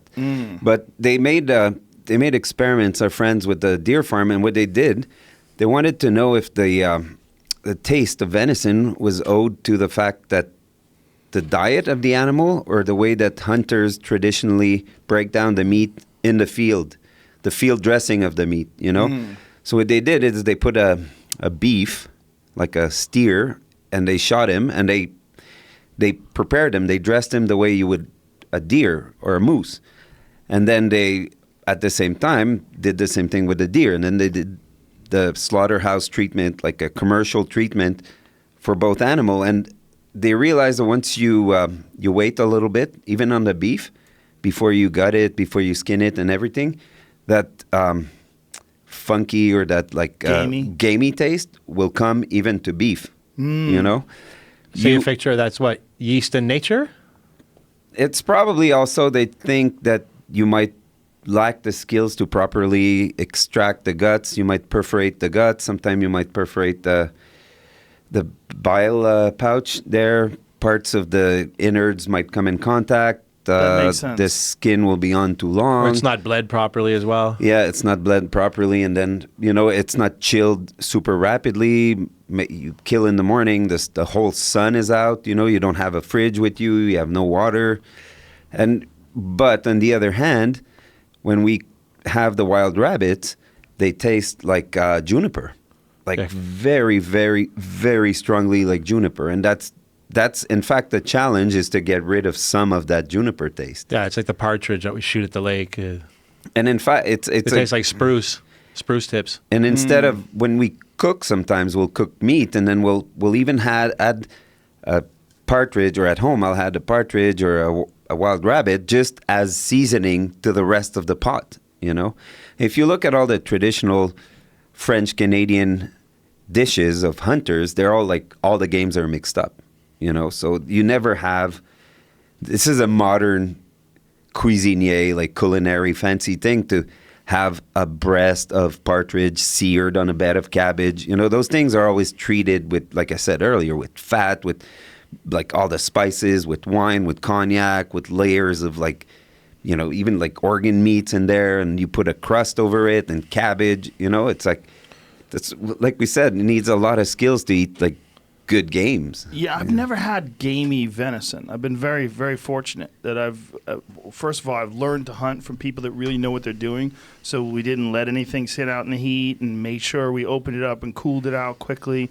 But one of the things that they do when guys are deep into the backcountry and they have an animal and they kill it, and it's even in the summer when it's warm out, what they do is they hang it and give it a lot of air circulation, and it develops a crust on the outside, and then they cut that crust back, and then the meat underneath it is sort of tenderized in a lot of ways, and a lot of hunters say that it's even more delicious that way. Yeah, it's protected by the crust the air is created, and of Yeah. course it probably starts the bacteriological work starts to work inside of that crust. There's age. two processes, right, by which the meat gets tender. The first one is the rigor mortis, right? Like the meat rests, and the rigor mortis, like all the cortisol and everything that like stiffens the meat at death, well, the meat will rest. And then it's an enzymatic reaction where the enzymes work and break down some of the meat fibers and the tougher muscles and stuff. In French, the word for resting meat is called faisander. And faisan is a pheasant, because they used to hang the pheasants by the beak. neck. Yeah, until they fell. And you'd say when the beak falls off the skull, then they're ready to eat. Yeah, I've seen that before. That is so strange. It's hard to eat. I've had it a couple of times, and people What are does like, it "This taste is like?" It tastes like death warmed over." What the fuck is wrong with these people? Why are they eating it like Because that? it's a lot of the people love strong flavors like blue cheese, like Munster cheese in Germany. So this is because ultimately, if you just eat it fresh, it's chicken of the woods, really. Right. But it's good. Yeah, by letting it go a little bit, letting it rot a little bit, they get these like secondary, tertiary, intense flavors. Maybe too, we're talking about probiotics. You don't those traditional ways. You don't always know why you do them. Right. But maybe initially they're like you incubate. You immunize yourself a little bit. It's like the taste is you got to love it after you're used to it, but initially it might be a way to have some of the bacterias. I think you talked about soil-based probiotics before. I read about that. Like we're realizing that yogurt probiotics are not the whole thing, so maybe there's soil-based probiotic, animal-based probiotic.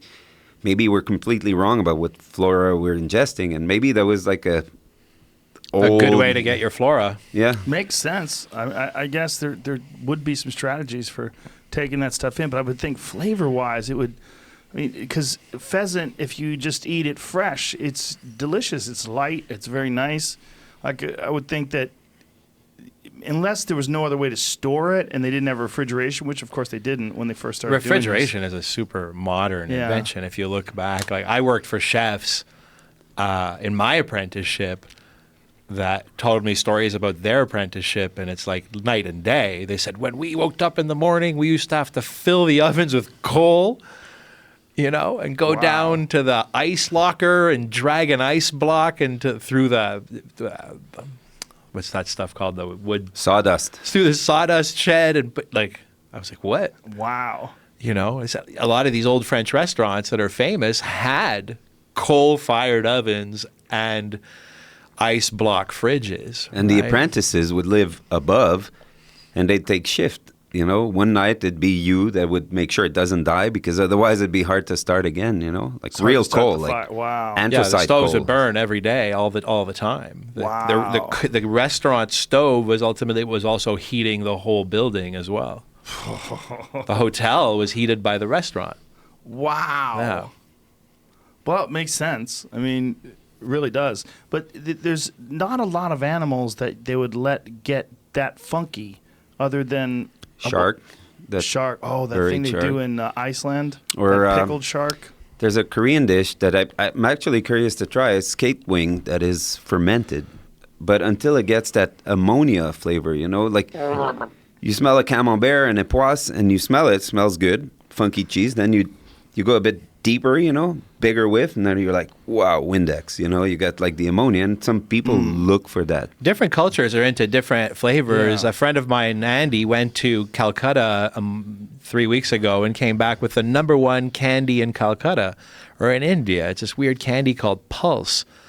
If we had one right now, all three of us, it's a repulsive candy that tastes incredibly of sulfur and fecal rot. Oh.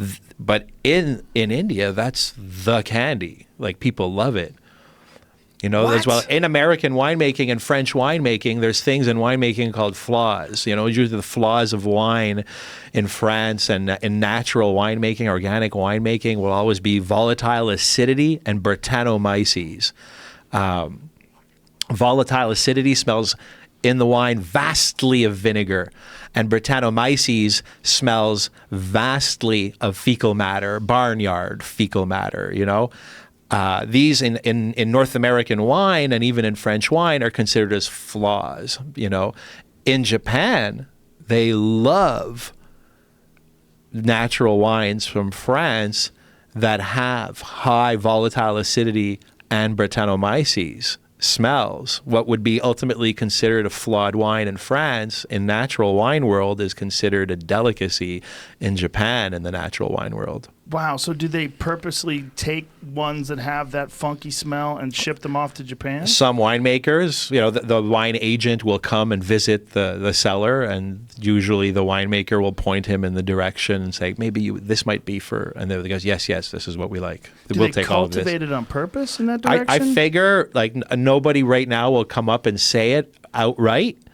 But I believe so. And there are Japanese winemakers now all through France that work in a very funky way, and are more or less, pushing those wines into the Japanese market. Okay, I have to try this just because it's disgusting. So tell me what the name of the candy is again. Pulse. Spell that P-U-L. P-U-L-S-E. It's a green mango candy. Yeah, it's originally it's a classic snack, right? Where they use the sulfur salt. It's called black salt. And they'd put a bit of chili and sulfur salt on mango. And I have to admit that when I had the real green mango with the sulfur salt, is not that bad. That candy was like pushed. It's like the mega warheads, that we had as kids. I wonder too sometimes, like the gamey flavor of the pheasant, the cheese, the this, the eel, the that. I see it sometimes as a bit of a, like, the ghost pepper. It's a bit of a pissing contest between... Yeah. Like... Right. It's like no one could possibly enjoy the taste of ghost pepper, No. right? No. Does it even have a taste? I mean, you even responding to that taste? I won't even try it. Have you at all? who No? who loves that? Olivier? Yes. Those guys, they have they watch like Game of Thrones. They get together. And they eat ghost peppers? Oh yeah, and they have like They're We're talking about Olivier Aubin-Mercier, who's a fighter in the UFC. Yeah, and they'll have like ghost pepper parties, and then the next day they'll go to Comic-Con and dress up as superheroes, and then play some online poker and then eat more ghost peppers. Well, he's also a UFC fighter. I mean, you got to think he's a very extreme human being. He's a funny kid, man. He's a very, very, very nice guy. Yeah. It's You know, I mean, if brilliant. you didn't know that he was a trained killer, you would have no Yeah. idea if you talked to him. It just seems like a gentleman. Yeah, he's a sweetie. Yeah, he's Yeah. a good kid. Yeah.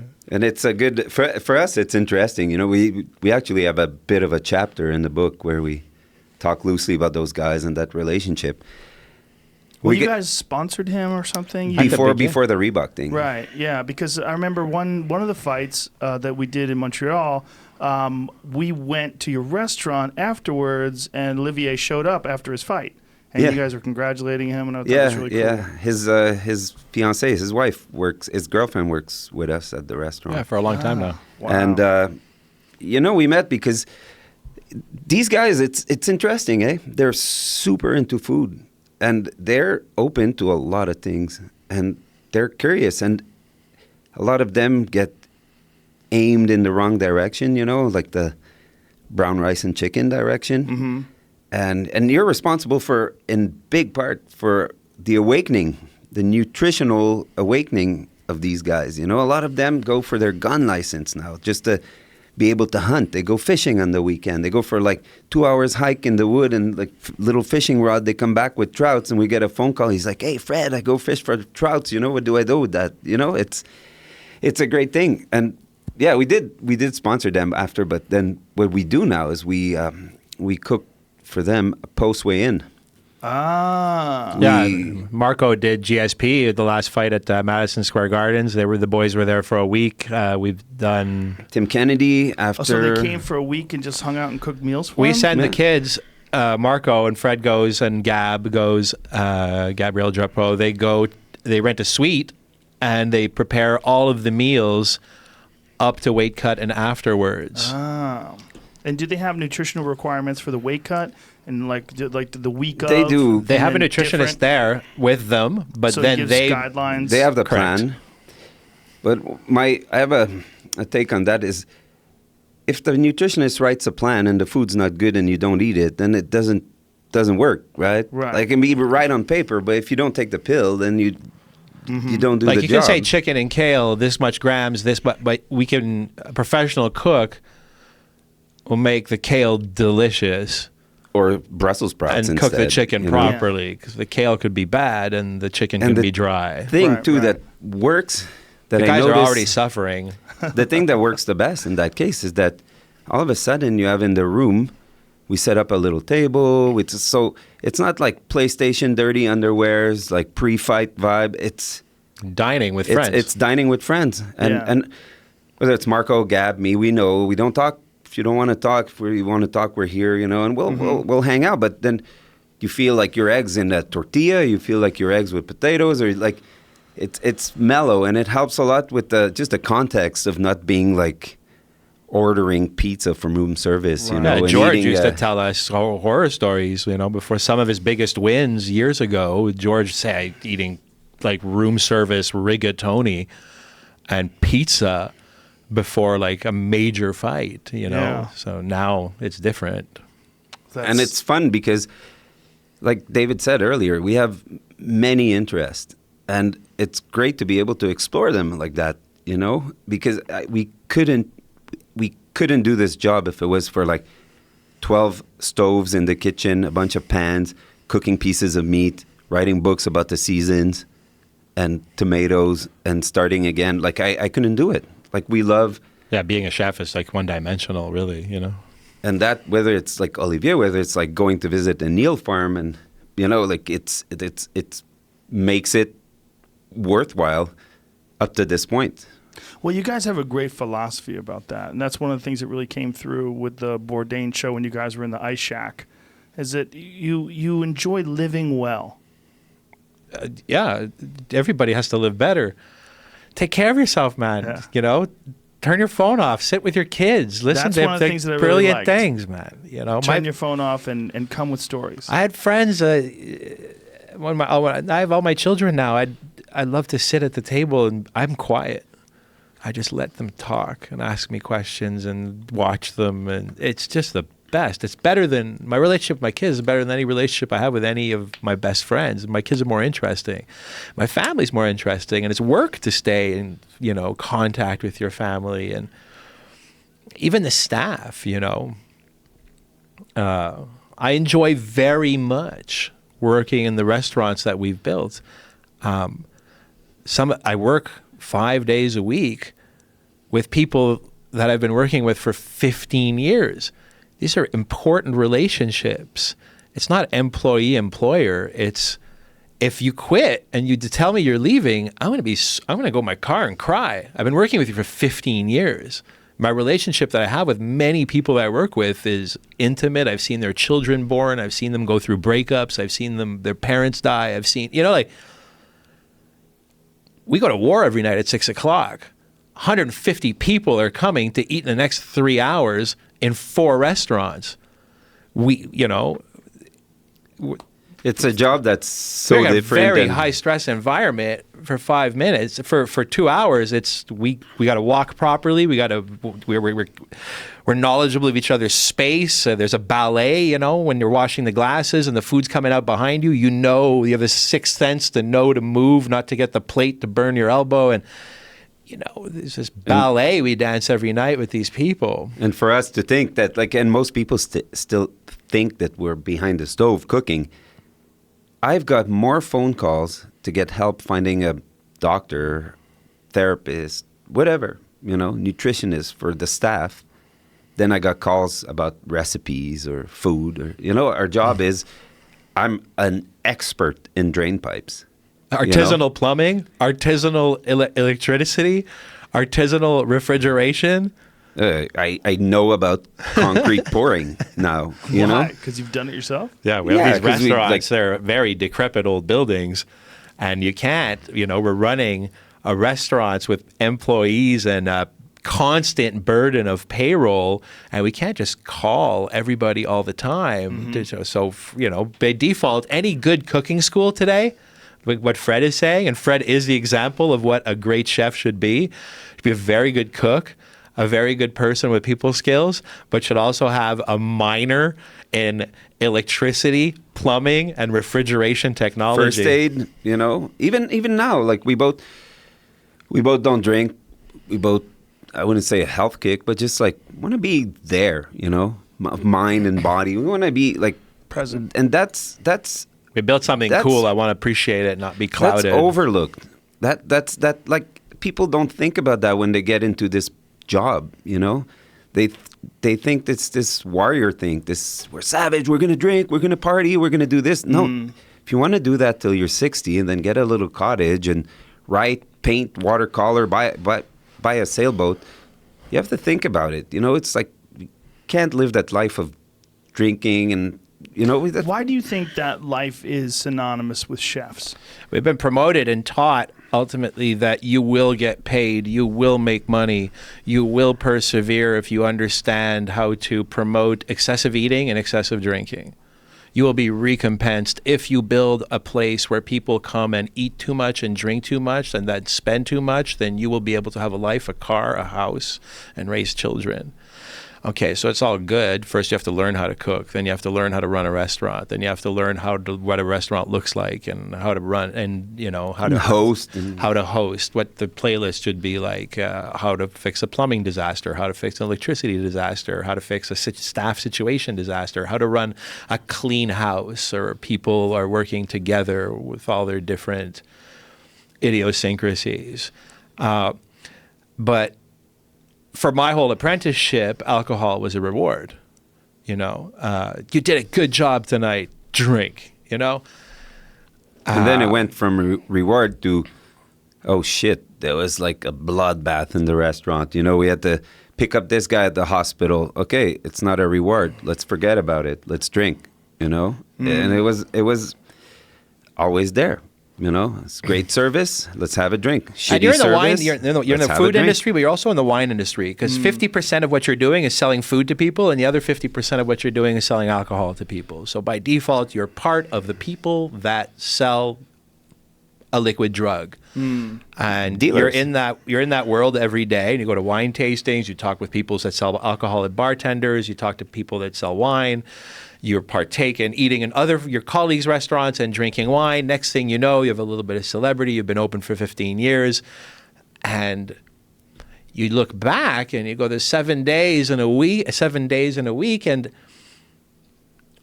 I drank 6 of them. I don't feel good on Sunday. I'm just kind of recovering. And then what happens is 1 week turns into 2 to 4, and then you kind of look back and you realize in 2017 that you may have drank 48 weeks out of 52, you know?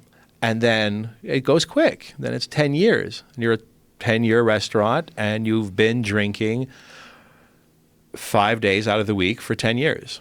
And then all of a sudden, you kind of have a problem. You realize that, like, my day-to-day is based on food and wine, right? Now, I don't want it's not making me happy. I've had all the wines. I've had all the foods. Am I better for it? Not really.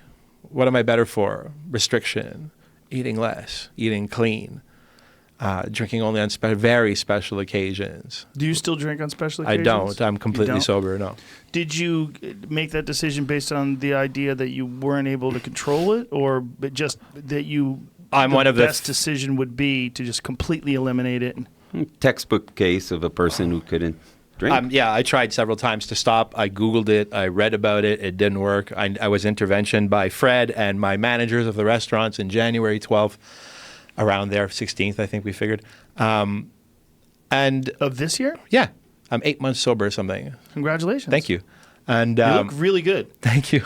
Thank you so much. You do. You look healthy. I'm happy, man. It changes, like, the skin, everything. Yeah. Isn't it amazing when that happens? Conversation, like, I was angry for a long time. You know, I had it's not only alcoholism, I think all alcoholics are codependent somewhat, like it's just, it had been part of my whole apprenticeship, not being sober for so many years. It was all under control and funny for a very, very long time. It was always a big part of my life, drinking wine, eating food. Till it wasn't, Then one day, I was, 45, my relationship with alcohol changed. I became dark. I became unhappy. I had success. I had beautiful children. I was not happy. I tried many different things. Nothing worked. I was interventioned by people that I work with that are dear to me, that I love very much, I guess, that love me. They're tired of watching me, make bad decisions. And I just went to a great rehab called Chatsworth that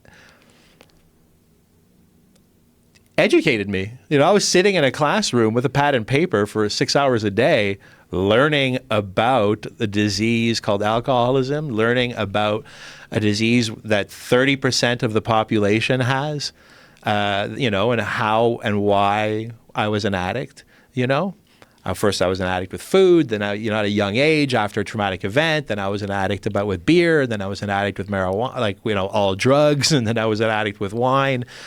Follow up a couple more traumatic events in my, horrendous apprenticeship, and the stress of leadership in these restaurants. And, one thing led to another. My relationship with alcohol became not positive. With help, I understood. With education, I understood. And now everything's great. It's funny, too, because I saw it as an example. I don't like to tell him, but maybe it's a little bit of mentoring, I was the canary in the coal mine for Fred. And I decided, I was like, fuck, after Tony passed, I was like, I remember I was working on a new project doing tilings, and I was like, I heard the news in the morning. I went to tile all day, and then I couldn't wait to get home and have like 2 bottles of wine. And I was like, why?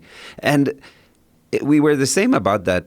It didn't matter like what we loved at a point. Look, for example, we loved MMA, right? We loved going to the fights. We were like so fortunate. We'd go and see. We met the Fertitta brothers. We discussed, like we sat with them at dinner table. We met you. We met all those guys. David loves winemaking. Met all the winemakers. We met the best people in the field that we loved. Charmed life, not happy. Not happy, like ungrateful fucking little pricks. Well, I think part of the problem is that alcohol is a depressant. Correct. It's a huge problem. Just you get down. It brings you down. It brings you down. It brings your energy level down. It brings it's also your a vitality solvent. down. Alcohol is a solvent, and it destroys your soft brain tissue. I was taught that in rehab. I said, would you drink acetone? I go, no. Well, if it was made by a lovely French vineyard with barnyard barnyard aroma.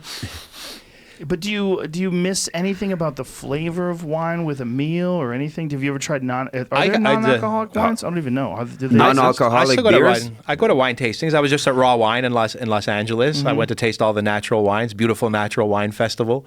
and you can taste them still? I taste them. I don't swallow. I rinse my mouth out. I'm very much involved in natural wine and viticulture reading and all that stuff. That's got to be so weird to have a mouthful of delicious wine, just spit it into a bucket. No, it's the same. Really? Yeah, it's like, because that's why did I drink wine? Olfactory, the nose, the flavor, understanding the winemaker, his philosophy, the geography of where the wine comes from, his work with using organic and biodynamic viticulture, not using sulfur. Just making this amazing organic beverage with very little intervention, natural wine. Without side effects.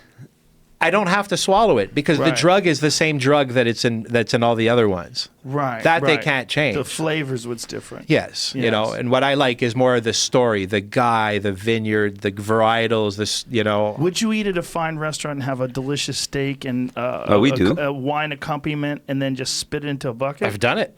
Goes to the bathroom. I was really worried. He shuts his mouth and he goes to the bathroom. I was worried with a mouthful of wine. Ryan Grave, our friend from Elena that worked with us for years, Ryan goes to a restaurant and asks for a bucket. And he'll sit with other people in the wine business, and they all drink wine, and he tastes the wine, and he has discussions about wine, and he tastes it and spits it. And because he's an alcoholic. Yeah, he's a recovered alcoholic, 3 years, but he's a wine buyer, and he's very much involved. He was my mentor when I got out of rehab, because in rehab they were telling me, you may never be able to go back to the restaurant. What? Yeah. And I was high risk of reoffending. Yeah, and I was like, I can't, I don't know anything else. I have no education. I've been in kitchens since I'm 17. It's way too late for med school, and we don't do well on Adderall. I really don't want to clean iceberg lettuce at the fruits and vegetables store and try to make a go of that. And it's funny too, even de-alkalized beer, non-alcoholic beer, it's better than alcoholic beer. What are you talking about? Heineken 0.0, man. Crisp. Really? Crisp. Outstanding. Really? Heineken 0.0? Outstanding. It's really good? It's fine.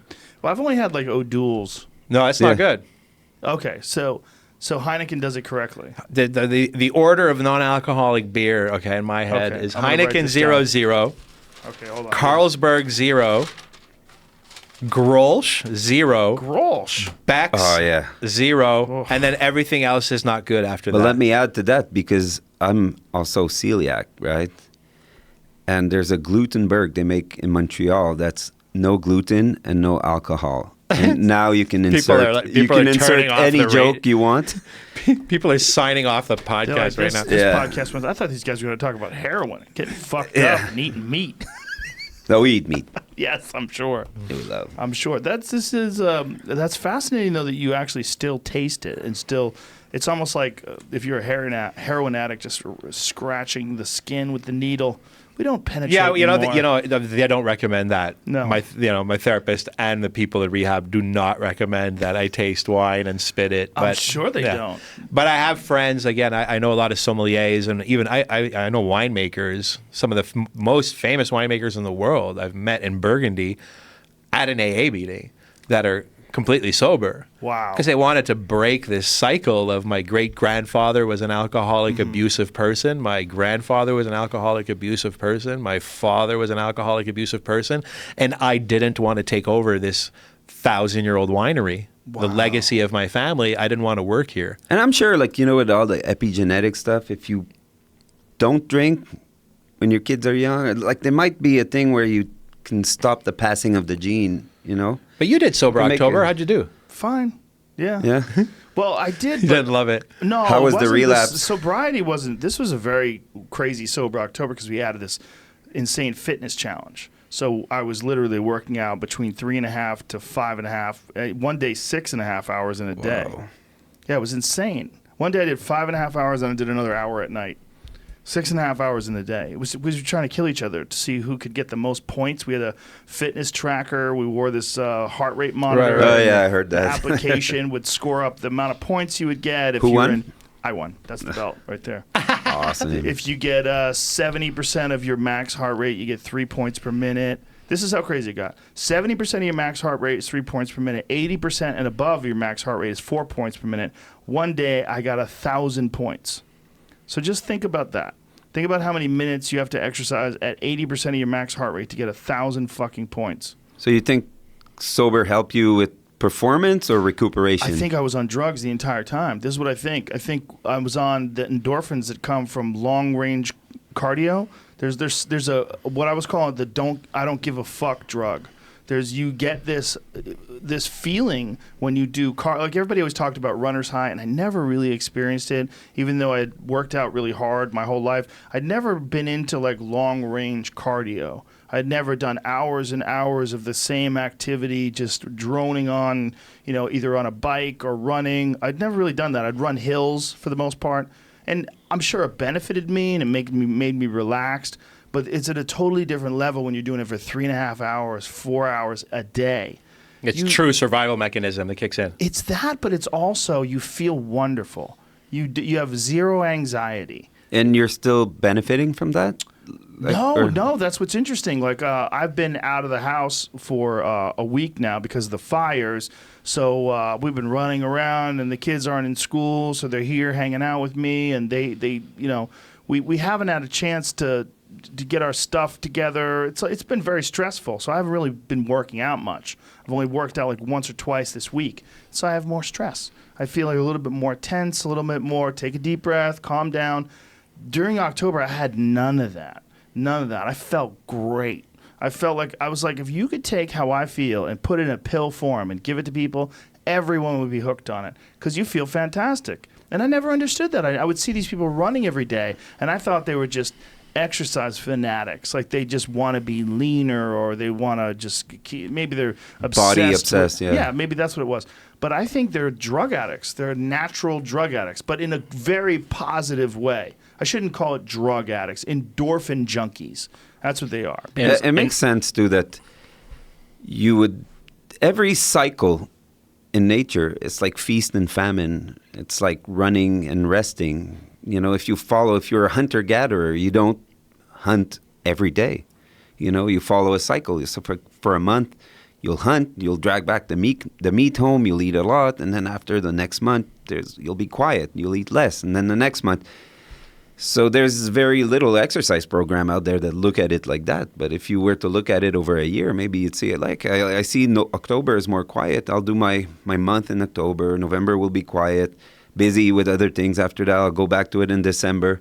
It's better for the soul too. You don't have this obsession looming over you that you have to do it tomorrow morning and at night and Well, my take on it was a little bit different. My take on it is that everyone's anxiety levels and all the different stress and all the things we deal with, a lot of it is because your body has capabilities.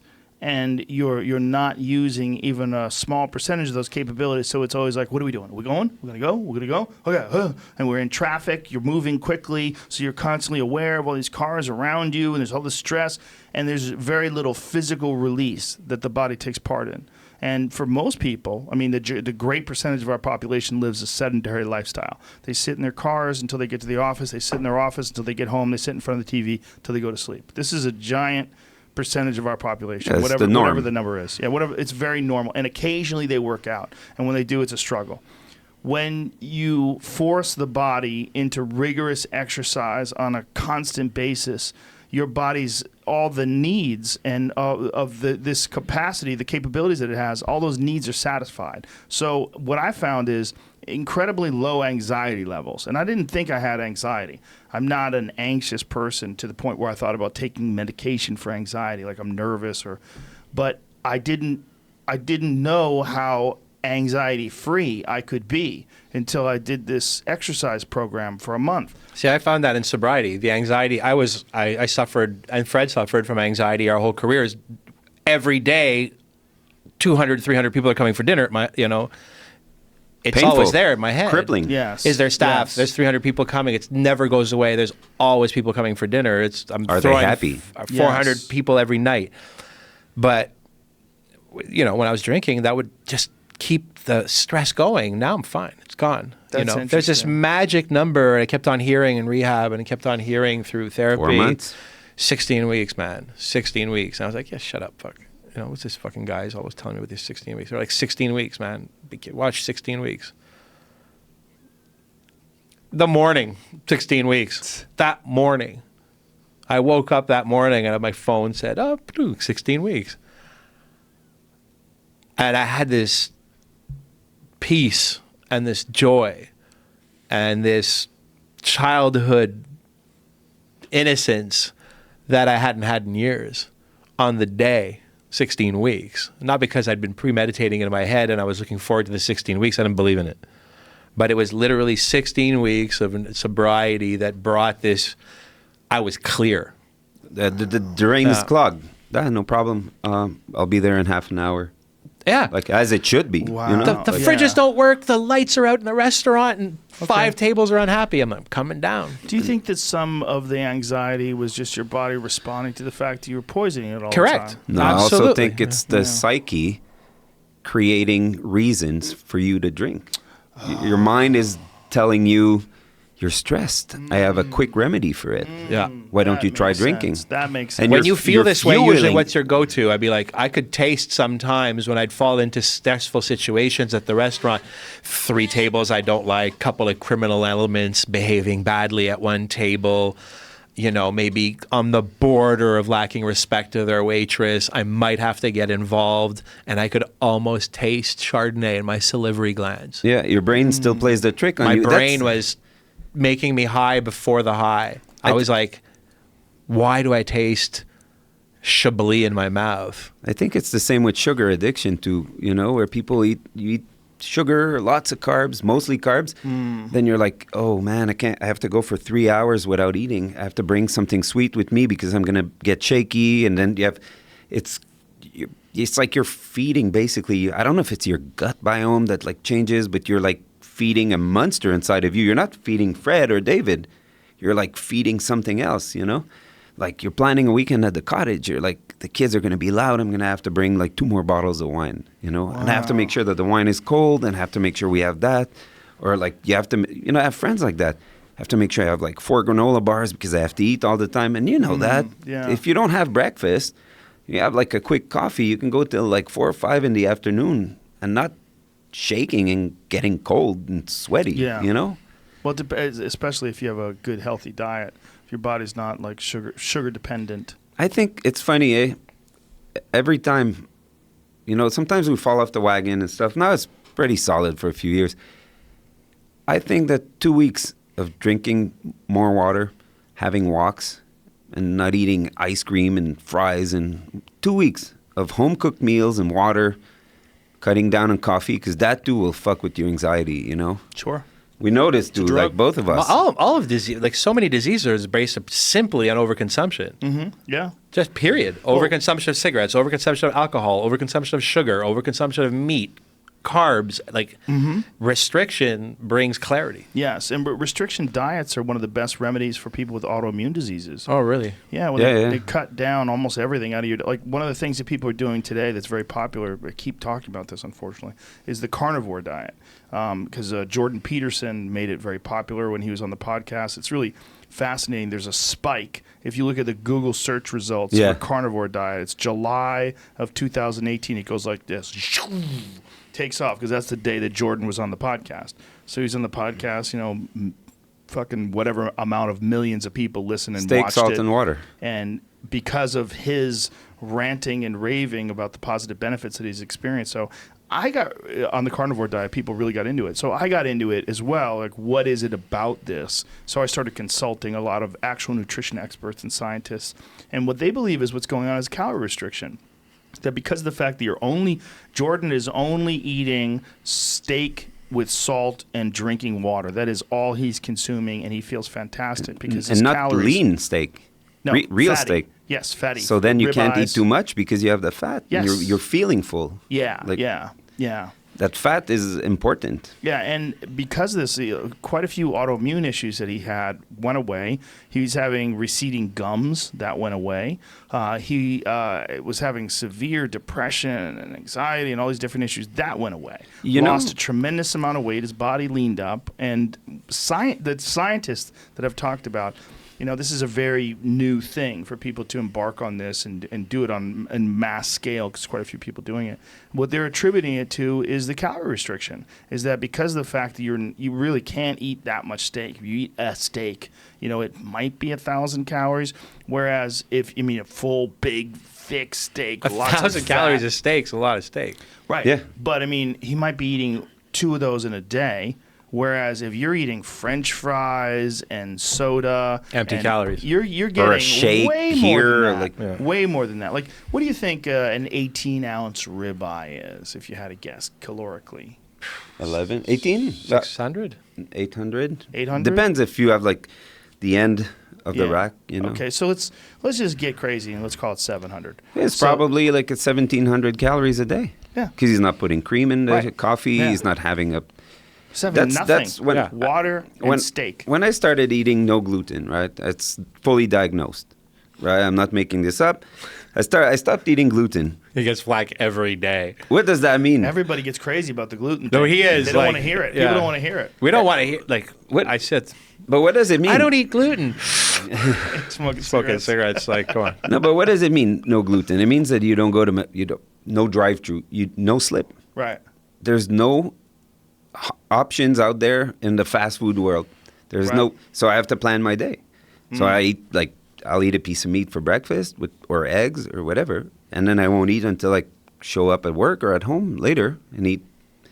So it's what you've excluded that counts. Yes. It's not that the steak is so good for you. Right. Is that you're not eating all this processed food anymore because you can't eat it anymore. That's what the scientists are saying. But the people that are pro-meat, it's really fascinating because they're just as culty as the vegans are. The people that are the real pro-carnivore diets, they want you to think that it's the meat that's healing them, the meat that's helping them, the meat that's making them lean, the meat. Well, it's not hurting you. I mean, it's nutritious. I mean, there's a lot of real nutrients in red meat. And this is also a problem with a lot of studies that people have, that a lot of vegans love to cite about heart attacks, strokes, cancer in relationship to meat. These epidemiology studies that they're essentially they're saying, look, when you look at people that eat meat 5 days a week, these are the people that have higher instances of cancer, higher instances of diabetes, all these different things. But what they're not taking into consideration is they're not just eating meat. They're usually eating a cheeseburger with fries and a soda, and there's all this sugar and 2 processed, gimlets before dinner and all this bullshit that's involved with the meat. There's not any studies that show that people who eat a Only grass-fed, meat and water, 12-ounce grass-fed steak with a good plate of sautéed spinach and olive oil and garlic, that these people are getting cancer. And I'm sure there's no honestly, data on that. There's nothing. You can't make a nutritional study. Right. It's impossible. People fundamentally lie. So you cannot have people, you cannot say like, this is cocoa fat and beef tenderloin. I'm going to give you a week portion. You go home, then you come to report, we do blood test. You get anecdotal evidence from people that talk about their own personal diet, but yeah, it's very difficult, and it's also very ideologically based. I mean, whether it's on one side with the vegans or the other side with the carnivore diet people, I find the same psychological characteristics in both groups. They want to convert people, they want to proselytize, they want people to think that their way is the right way, and they are not honest about health issues that they're having. We should make like a conference on a deserted island, in a rich man's castle, like a Bruce Lee movie, and you invite the vegans on one side, and you don't tell them you're also inviting the other, And Right. then both groups, you just have like a kumite. Well, both groups think the other group is going to drop dead any second now. Oh, That's well, one the thing. proof is in the pudding. If somebody is on your podcast to talk about eating meat, he's alive and he's not dead, so it works. Why look any further? Well, who knows how long they're going to last. Well, none of us are getting out of this alive. No, that's for sure. When it comes to meat, do you guys prefer a grass-fed beef or do you like corn-fed? Because I had this discussion with Tony, and he was telling me that he actually liked corn-fed beef. He's like, it's a fattier. There's 2 schools of thought, and then there's 2 schools of what is quality beef. Right. So one school will say, yeah, quality beef is organic animal, pasture-raised, eating grass, the flavor's different, it's not as tender, but it is high-quality beef. Okay, then the other, of course, is, a cow, USDA prime, corn-fed, incredible marbling, ridiculous fat content, restricted motion. I'd say a lesser quality beef, okay, than the other. But they all start grass-fed, though. Eating-wise... They're all pastured at first. Eating-wise, pound for pound, the corn-fed steak will be more delicious, okay, for some people. And then for some people, the other one will be. In my mind, the grass-fed, organic, pasture beef with its different flavor, for me, is a higher quality animal. I prefer that taste. Correct. I feel it's a richer taste. It's a denser, darker meat. More that iron taste. Yeah, I just like it better, and I do like a corn-fed steak. I do like it. But there is. But in the general public, the steak-eating public that come to restaurants encounter more corn-fed beef, their first judge of character to the quality of that meat is marbling, its tenderness. tendering. It's Yeah, tenderness. It's Yes. marbling. It's Yeah. not tender. It's not tender. That's the reoccurring thing that we fight with every day at Joe Beef. Why don't they just Juicy eat foie and gras? tender. Just eat a 16-ounce foie gras. I know. If they It's just like- want tender. I know. I mean, what are they looking for? Tender. You can also It's not have, like- tender. Don't your teeth work? When we get a steak sent Exactly. back, it'll be because... It's too tough? Yeah, or no, exactly. It's not. I would usually go to this steakhouse, and it's more tender. Because you're serving a grass-fed steak. Serving a grass-fed steak that's not as marbled as its non-organic. Well, it's an animal Corn-fed that's steak. healthy. But you can also have... It's an upgrade fella. It's like the natural wine versus conventional wine fight, right? That we're having. Yeah. Yeah, but it's also... We're calling it binary now. It's like it's only corn or it's only grass. No, I think the solution is maybe a little bit of corn, a little bit of barley, but mostly grass-fed, you know? A brief finish in, like, quality grains. Why not? And then there's You a know? whole other point. Like, I'd like to raise... Not giant feedlot. I like to sell beef in my restaurant that comes from very close to my restaurant. Yeah. When we opened Joe Beef at the beginning, when the first book was written, beef was a problem back then. Local beef was kind of difficult, and we were buying beef from larger wholesalers, and if we didn't know how to read the barcodes on the boxes, they would say it was Canadian beef, but It it was might from not Australia. be Canadian beef. It might be northern USA beef, but we didn't know because only a professional could read the barcode. But they were saying it was Canadian. But one day I had a professional come into the restaurant and he said, "No, actually, this beef is from a company with investitures in Canada, but this is from Western Australia." And I said, "I don't want to serve anything in my restaurant from Western Australia. That's super far." Yeah. Just remove beef from the menu or seek alternatives. But it's a business that's complex because there's pastures and feedlots, slaughterhouse, and packers, right? And it's not like we have lambs. Get a baby lamb that come from the parents' lamb, and then they raise the lamb, and they bring it to the slaughterhouse themselves, and then we get a lamb. Beef is like, it's like tracing bourbons, It's like trading and brokerage and stuff, and we're not... It's the most sketchy item on a restaurant menu. Like, I know that I bought lamb from you, and I know I bought rabbit from, Beatrice, and I know I got goat cheese from this family. And all of the products in my restaurant, I know exactly. The farm, the farmer. Beef is always dicey because beef always goes to the packer. Beef always goes to the distributor. And the general public only really eats 2 cuts of beef in restaurants. 3 cuts: the tenderloin, the what do you call it in English? The entrecôte. Yeah, the loins. The Loins the and the tenderloin. rib, right? That's what people eat. But And the hamburgers. Beefs are not that. There's 2 big humps, and there's 2 big shoulders, and there's a lot of braise. So, it's difficult. Listen, Did you guys see that documentary on steak? Yeah, Yeah, we're in it. We were in it. That's right. That's Yeah. right. You were in it, right? Yeah. What did you think of that? Their conclusions and What was the conclusion? Well, just what they basically were saying that Peter Luger's Steakhouse in Brooklyn is the greatest steak in the world. That was USDA prime, corn-fed. For taste, but maybe. It's good. It's a good restaurant. Good story, good history, great very restaurant. Good steak. I ate there just a few months ago. It's very good. Yeah, very good.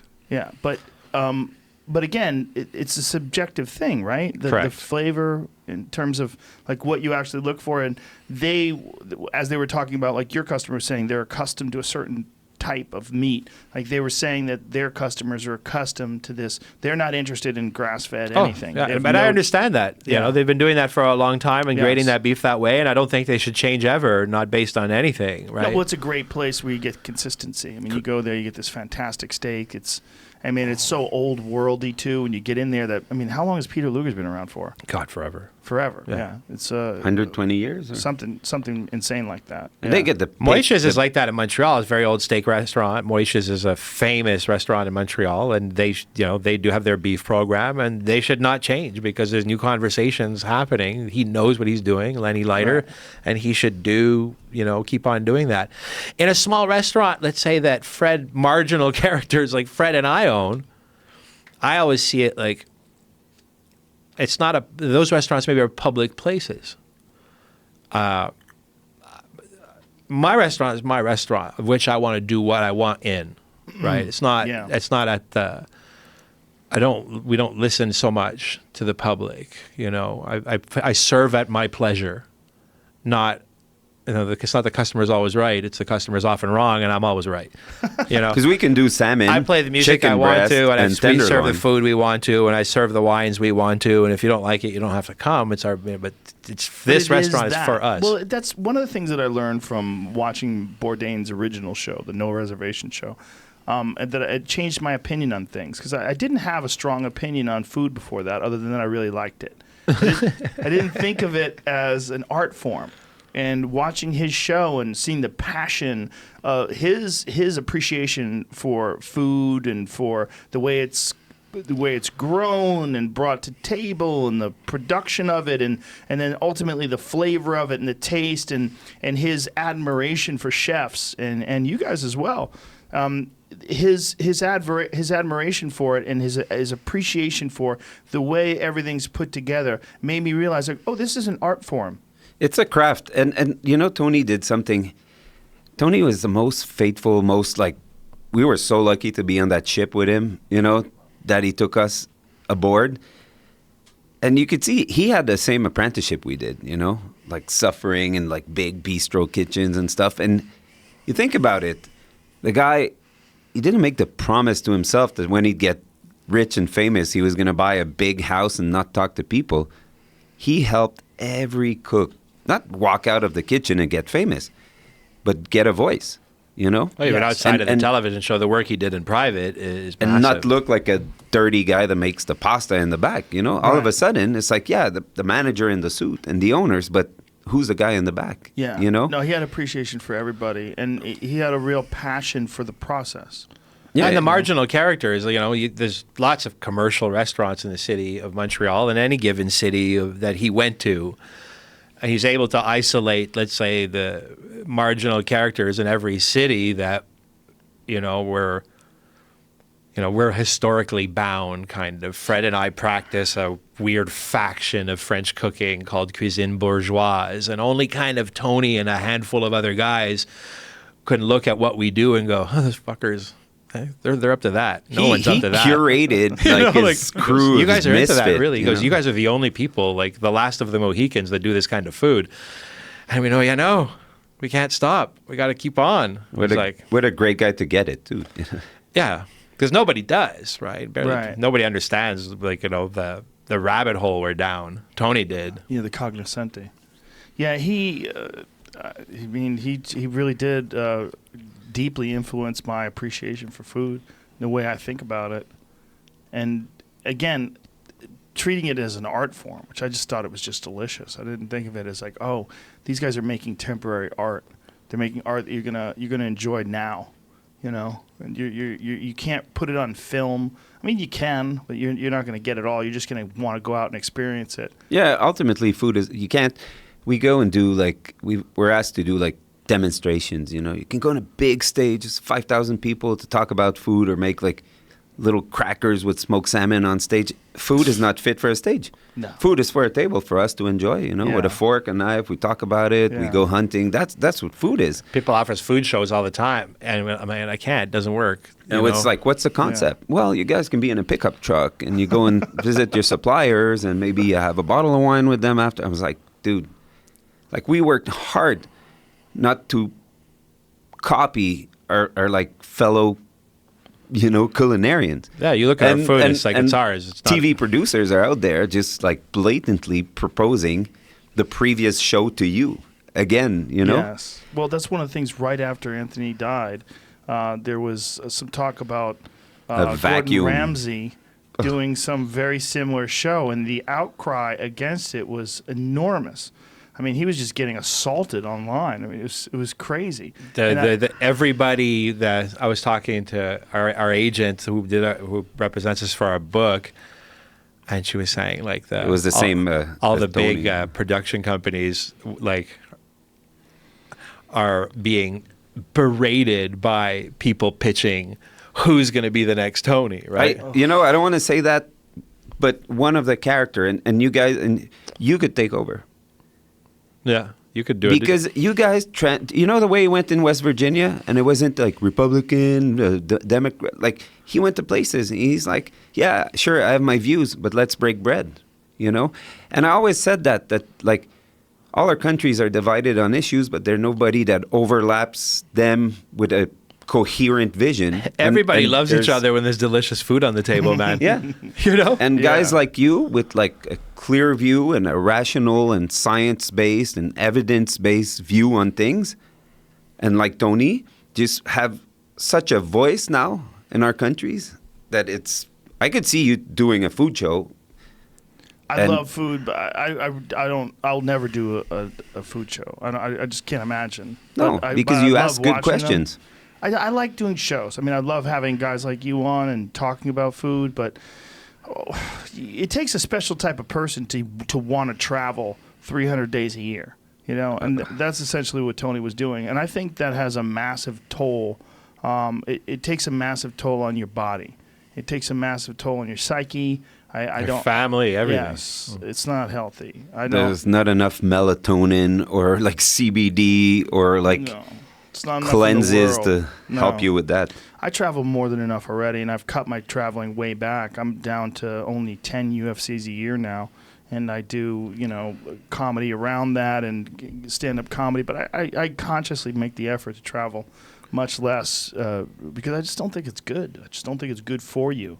And also that road life, the drinking and all that other stuff that comes with it, that accentuates all the problems that you have with travel. And I think that's also one of the things that was dragging Tony down when he would talk about the sadness and the loneliness of being on the road. I can't help but, from knowing him and partying with him, I can't help but have thought that a lot of that was probably accentuated by the alcohol consumption. And and you guys could speak to that now that you're clean and you're not experiencing those rugged hangovers every morning. I was always worried for Tony that way, just that, that hotel living, planes, trains, and automobiles constantly. And it wasn't like for a year. It was like 12 years. It's a sad life, to watch river monsters at 11 in the morning burping Jameson. And I'm referring to many occasions in our lives where you're traveling in a hotel room and you're in a beautiful place, but like you feel weird. Yeah. I've taken steps to mitigate some of that. One of the big ones is I travel with friends. I bring really good comics to work with me on the road, so that when I'm in these cities with friends, and we just go. It's like they're family, so we'll go eat together, we'll go work out together, and try to keep the unhealthy shit to a minimum.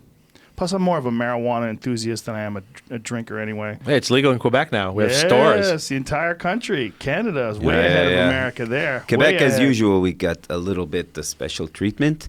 Yeah. Does Everywhere it have to else, be in French? And, on top of it, you can't grow. What do you call it? In Cannabis.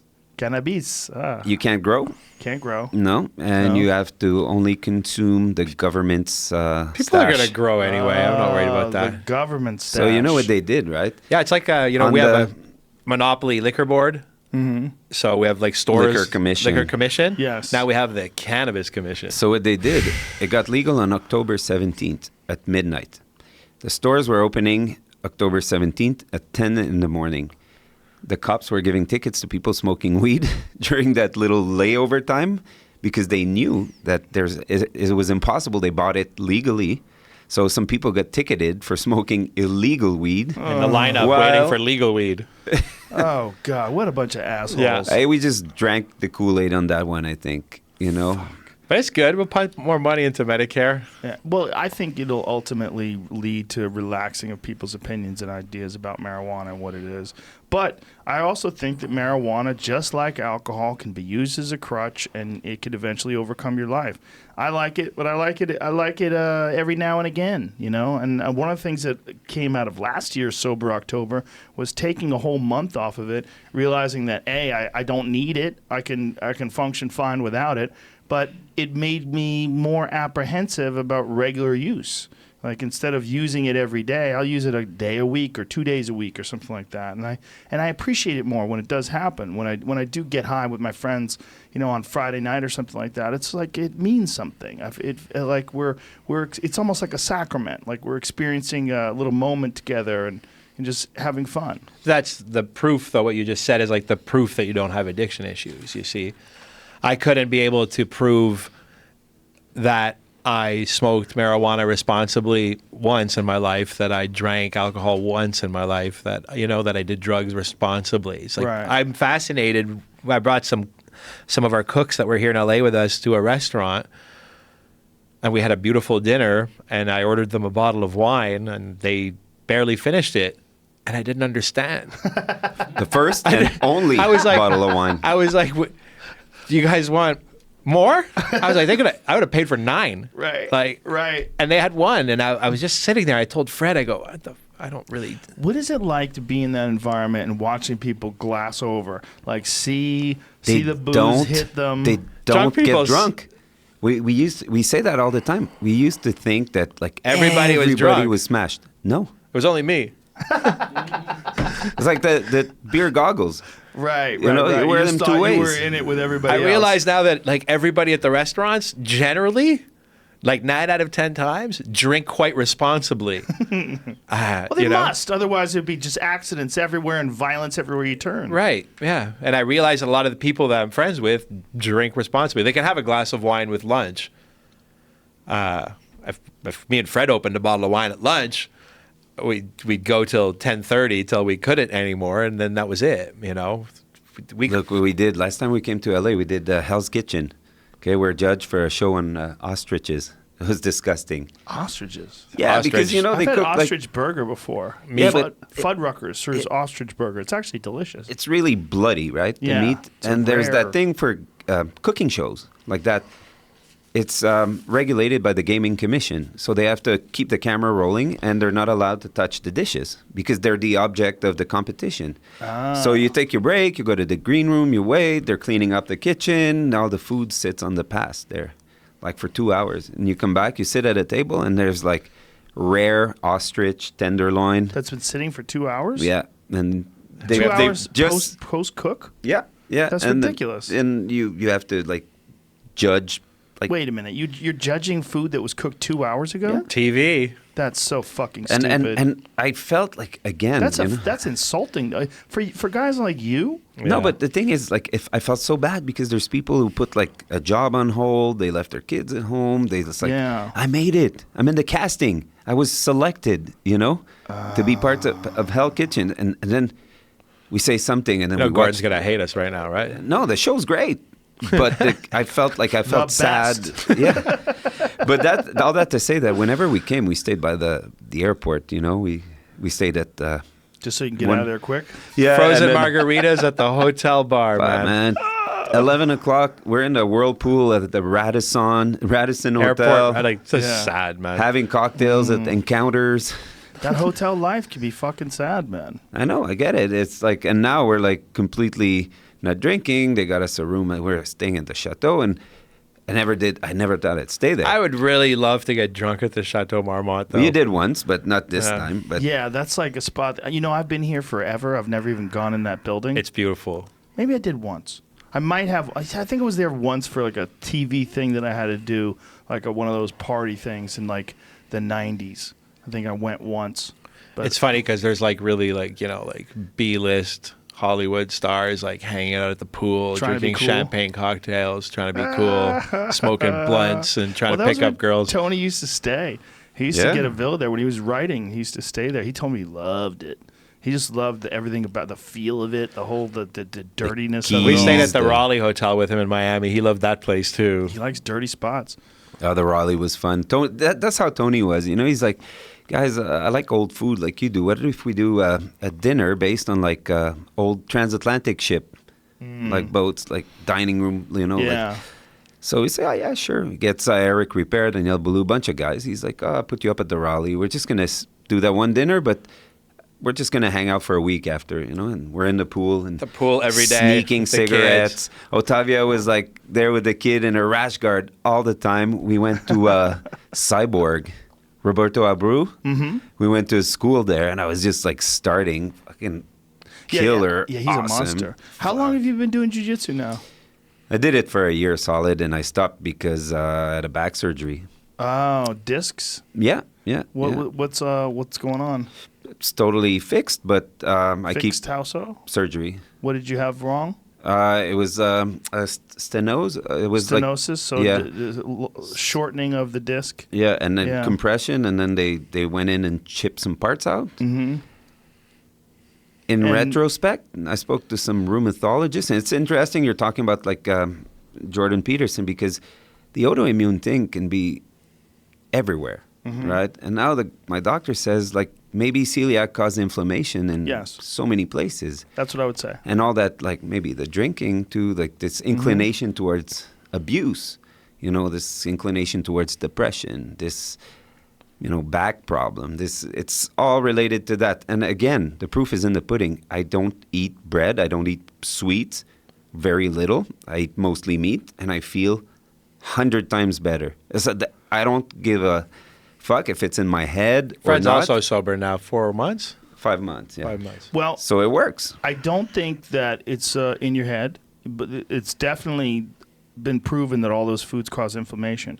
But I do think that jiu-jitsu in particular is ruthless on your back. I've had Because some- of the torsions. And Yeah. the, Well, yeah. it's just, big people on top of you. You're yanking them around. You're moving Yeah. your back. And very few people strengthen their back. That's Yeah. that's a big issue. And after we're done here, I'm going to take you into my gym and I'm going to show you some machines that I bought specifically to strengthen Okay. my back. I've had some disc issues too, and the doctors are pretty adamant about putting me under the knife. And I just didn't like the idea of it. I've had many surgeries. I've had both my knees reconstructed. I know when you need surgery and when you don't. And the more I looked into it, the more I realized that there's doctors that they have a hammer, so everything is a nail. Yeah. Like, oh, that's a nail. Let me just fucking whack that thing. They're not like, oh, you're going to have to change your diet. You're going to have to lose some weight. You're going to have to strengthen all Yeah. those muscles around your back. And if you do that, I find that the results are superior in many cases. In Yeah, some it's a people- combination. Like yoga but- works wonderfully for that. Fantastic. Yoga. Decompression of the spine is critical because you're always compressing. You're always like, well, these chairs we're sitting in, these are chairs from a company called Fully, and they're called Capiscos, and these are ergonomic chairs. You notice we've been sitting in this place. It's 2.5 hours into the podcast Wow. now. Our backs aren't hurting. Comfortable, beautiful yes, chair. They feel good too. They're comfortable so I knew there was a solution. How to find the solution. Luckily, this company contacted me and sent us these chairs. This is what we needed. I tried a fucking shitload of chairs before that. But it was the same thing with exercises. I knew there was a solution. I had to figure out what it was. I tried decompression. I tried a bunch of different forms of decompression. I figured out the best ones. I have those things where you hang by your ankles. Yeah. Those, what the fuck is the name of that company? Hooks? No. The upside down thing? Yeah. God damn it. They're a sponsor of the podcast. Sex swings? Teeter makes those, like, just relaxing in those. We have one back there. You clamp your ankles in, just let that back just stretch out again. And then there's a bunch of different exercises that I do with yoga that stretch your back out as well. We're in a constant state of compression, right? Constant gravity, constant pushing you down. And a guy like me, I'm always lifting weights too. So you got these heavy kettlebells and everything's compression, pushing up, and you gotta spend as much time lengthening as you do pushing down. And you also have to stretch everything out, because the more your hamstrings are tight, it's gonna pull down on your back. A lot of people that have back pains, it's connected Feet to ankles. having tight hamstrings. Yeah. I have a theory too that like a lot of things starts in school, you know, because you look at kids. I have 2 boys and 1 daughter, you know, Henry, Ivan, and Eleanor, and they 5, 7, 9, they can do monkey bars, pull-ups, muscle-ups, you know, like they do judo, they play hockey, they're very active. But school, the way that physically a classroom is designed is wrong. It's like putting them in a cast for the next 15 years. And then they're going to come out of high school like I was, unable to climb a rope, unable to do monkey bars, unable to do anything. Right? And then 100%. They're going to go to more school and sit down for more times. Yeah. You know? So they don't get enough physical activity. And not even close. No. And not even the education towards it, not even the education of nutrition. It's right. Yeah. And they get graded and evaluated on how well they listen in gym class, you know, which is completely insane. Yeah, it really is. I mean, it's just making them sit down for all that time during the day. We're just preparing them for some job that's going to be unnatural in the first place. Making good little taxpayers. Oh. And look at it too. This is a model of school that was based on like religious schools, you know, and like old Catholic schools, let's say in Quebec. How did you keep them from like being distracted? You know, the ruler and the fingers, you go to the corner, the leather strap. Now we haven't changed the classroom, the schedule, and the curriculum barely, but there's no more straps. So like, okay, we haven't changed anything. Like, it's normal that particularly little boys don't listen in school that well. We have to find a way. We have to redesign school from, like, the schedule, the design of the classroom, the hallways, the introduction. You know, like, we have to bring restaurants back into school, like cafeteria and all that. No, but like cafeterias. And I don't know if it's you that talked with Jeff Bridges about that, because he's in the, like, school lunches thing. And the problem with school lunches is that if you subsidize half the kids, then you have a kid with like a badge here that says like poor, you know? Yeah. So the only way to do that, and I know some people are a bit anti-socialist, but you have to feed all the kids. It's like crucial. I mean, the idea that that's a problem. I mean, Jesus Christ, we're talking about food and also the sense of community that's established when everybody eats together. You're gonna create this rift between students where you establish that one student is poorer than the other one's. It's going to fuck them up already. You know, it's going to already make them insecure. Plus, you have the labor force with the kids. Yeah. Like, not to say that we're going to make the kids work, but it's going to be a learning experience, and people can take their turns preparing family meals inside of the school system is a valuable tool. And if it was done and handled with respect and appreciation, if they had classes perhaps that showed how important food is. I mean, maybe even show an episode of No Reservations or, you know, or Parts Unknown, and, you know, show how people can appreciate food and what food really is, and then how great it would be. I mean, and also it would open their eyes to the possibility of food as a career. Of getting into the same position that you guys are in. I mean, this is something that's never discussed. I mean, when was the last time a kid was encouraged to become a chef? No.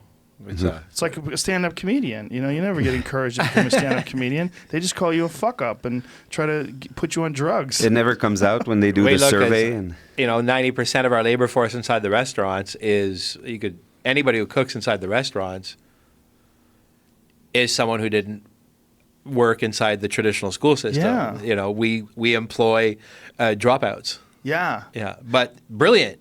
You know, there's brilliant people on the team. The school system did not work for them. Well, that's the same thing with both of my jobs, whether it's the UFC or whether it's stand-up comedy. Everyone that I'm close with is a fuck-up in the traditional sense. Like, none of us fit in. There's very few people that get into stand-up comedy that were thriving in some other career.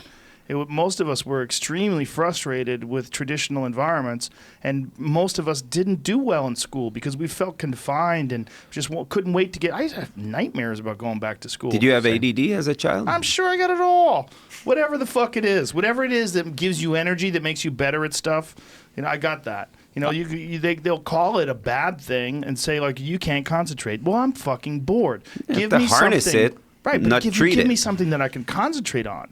Give me something that I actually enjoy. I got a lot of energy. It's not that there's something wrong with me. It's that I have no interest in what they're selling. And it's being sold by some underpaid, undermotivated person who really is just following some sort of a curriculum, and they have to do that because they want to keep their job.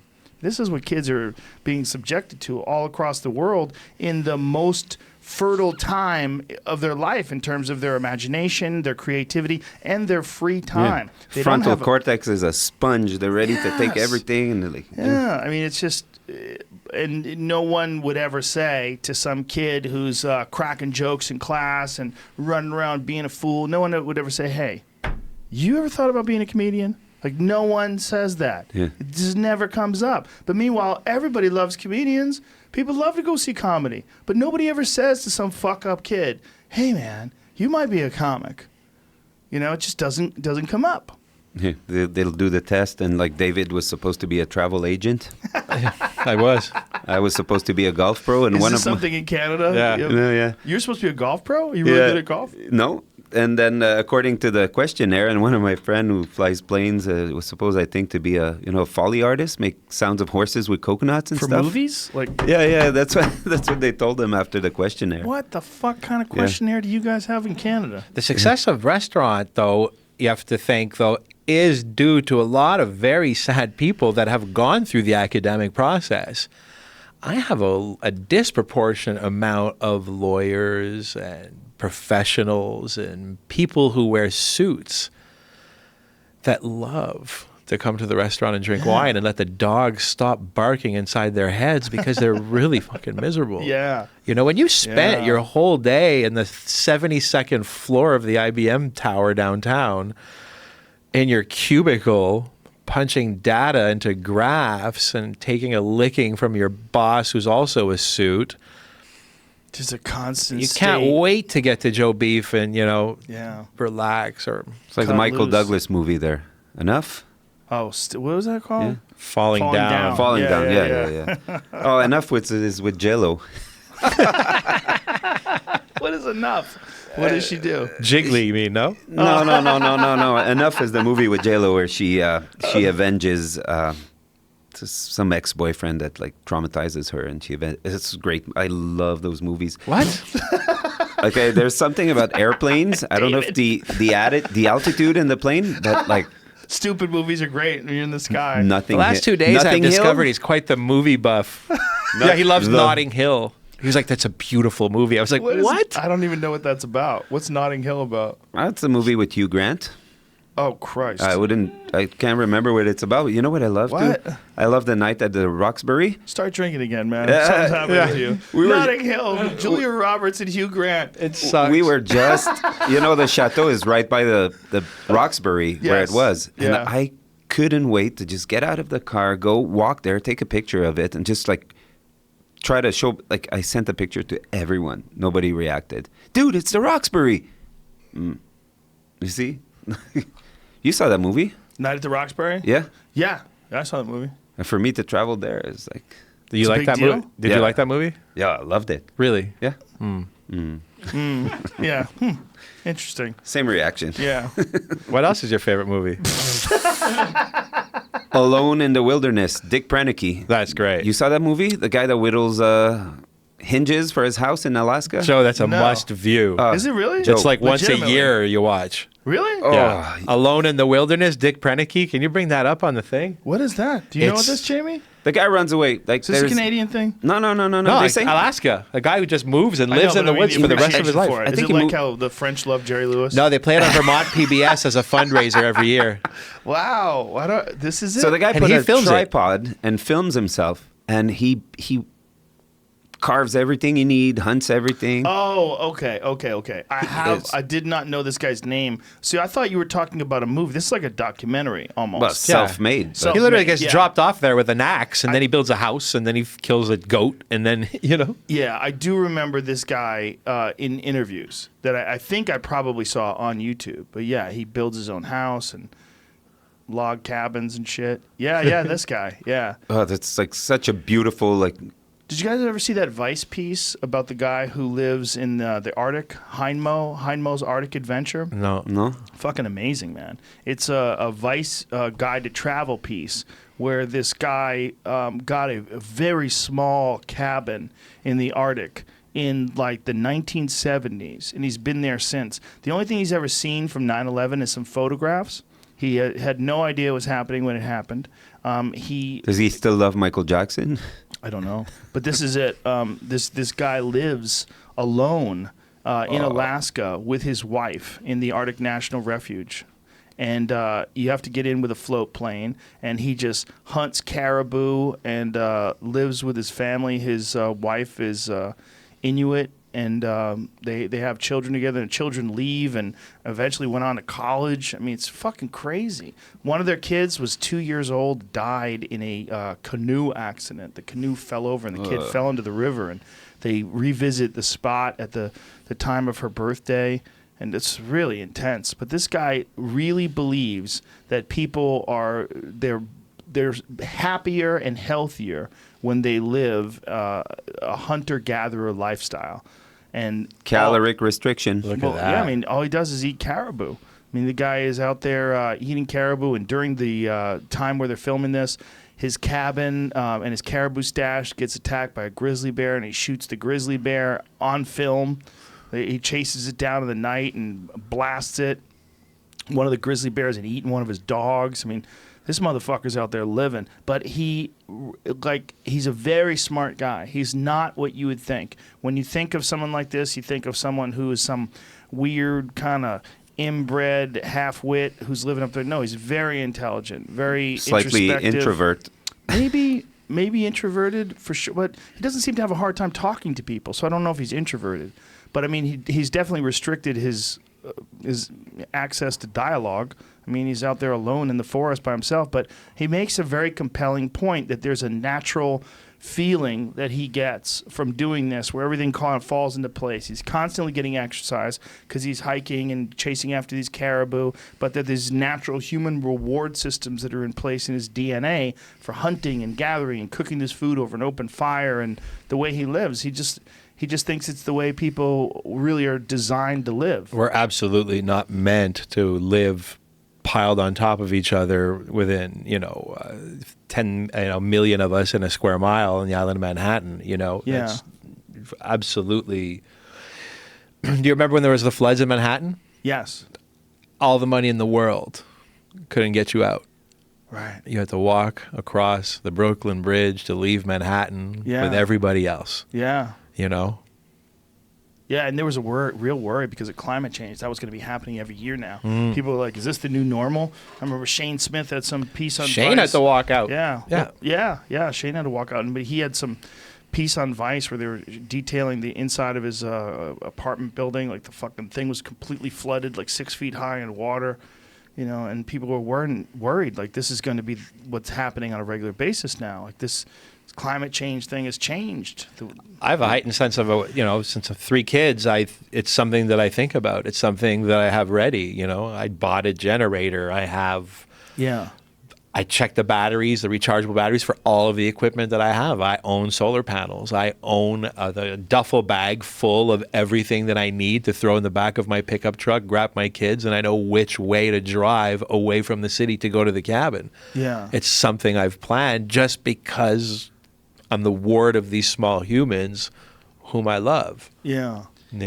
It's funny you talked about like restriction again, and the thing just I'm thinking of preparing, and the most common thing that people prepare is food, and they prepare cans and cans and cans of food, but still they eat so much of that food that the best way to prepare would be to start to eat less and learn how to live at 1,700 calories, you know, and learn how to live with the people around you. Because if you're going to spend like 2 months in a bunker or in a bug out location or whatever, you're not some like asshole to your kids and your friends and the family and people with you. One of the things that happens to people, this is really fascinating, when disasters do strike, is everyone gets a lot friendlier, you know. And this is one thing that I've experienced myself this week, because when we got evacuated, it was 2:30 in the morning on Thursday, and there was fire a rock's throw from my house.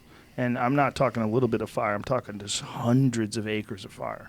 I mean, it was just roaring over. We started to see houses, started seeing the gas lines explode, houses burst into flames, and it was right down the street.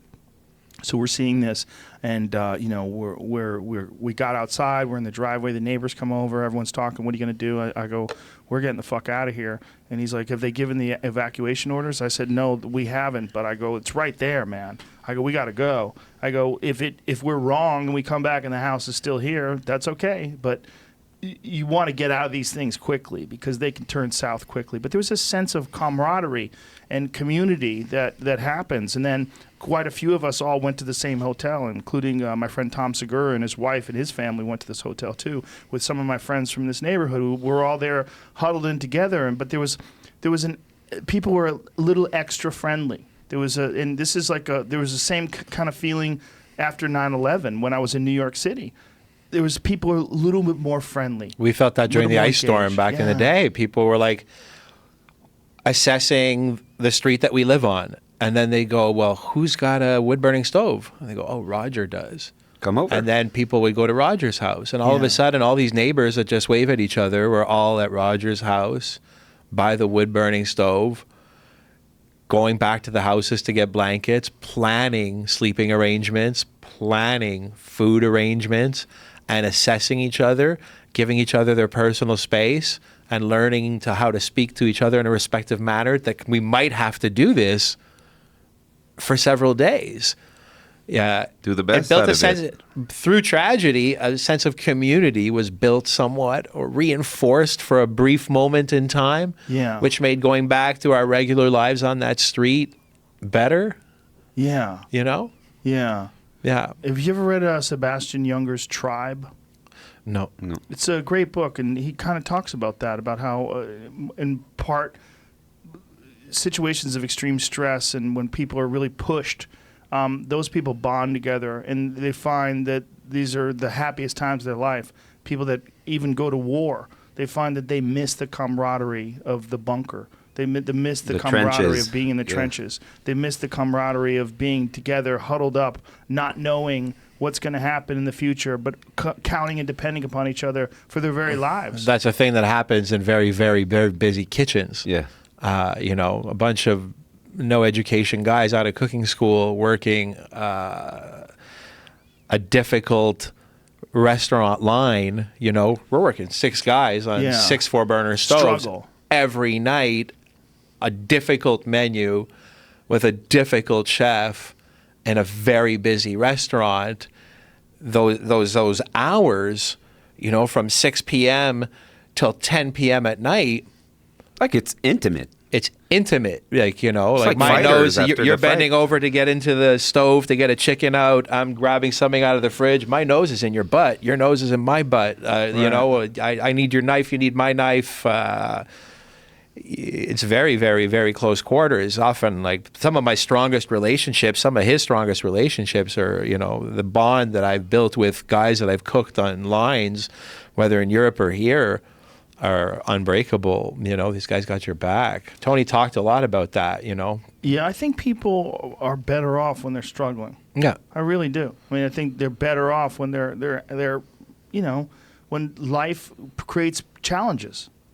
And there's things to overcome, and there's difficulties to get through, and there's real pressure involved in these, and there's physical activity involved in these pressures as well. Yeah, it's like rowing on the galley. Yeah. A centurion and the cat o' nine tails looming over you.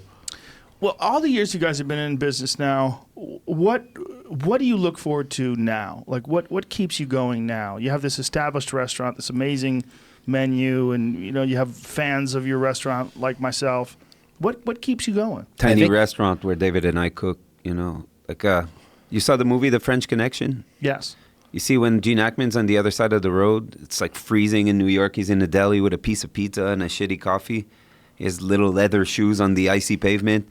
And then the French gangsters are in the bistro and they're eating like snails and eclairs and like all the food that comes in the little crock pots on the cart at the table.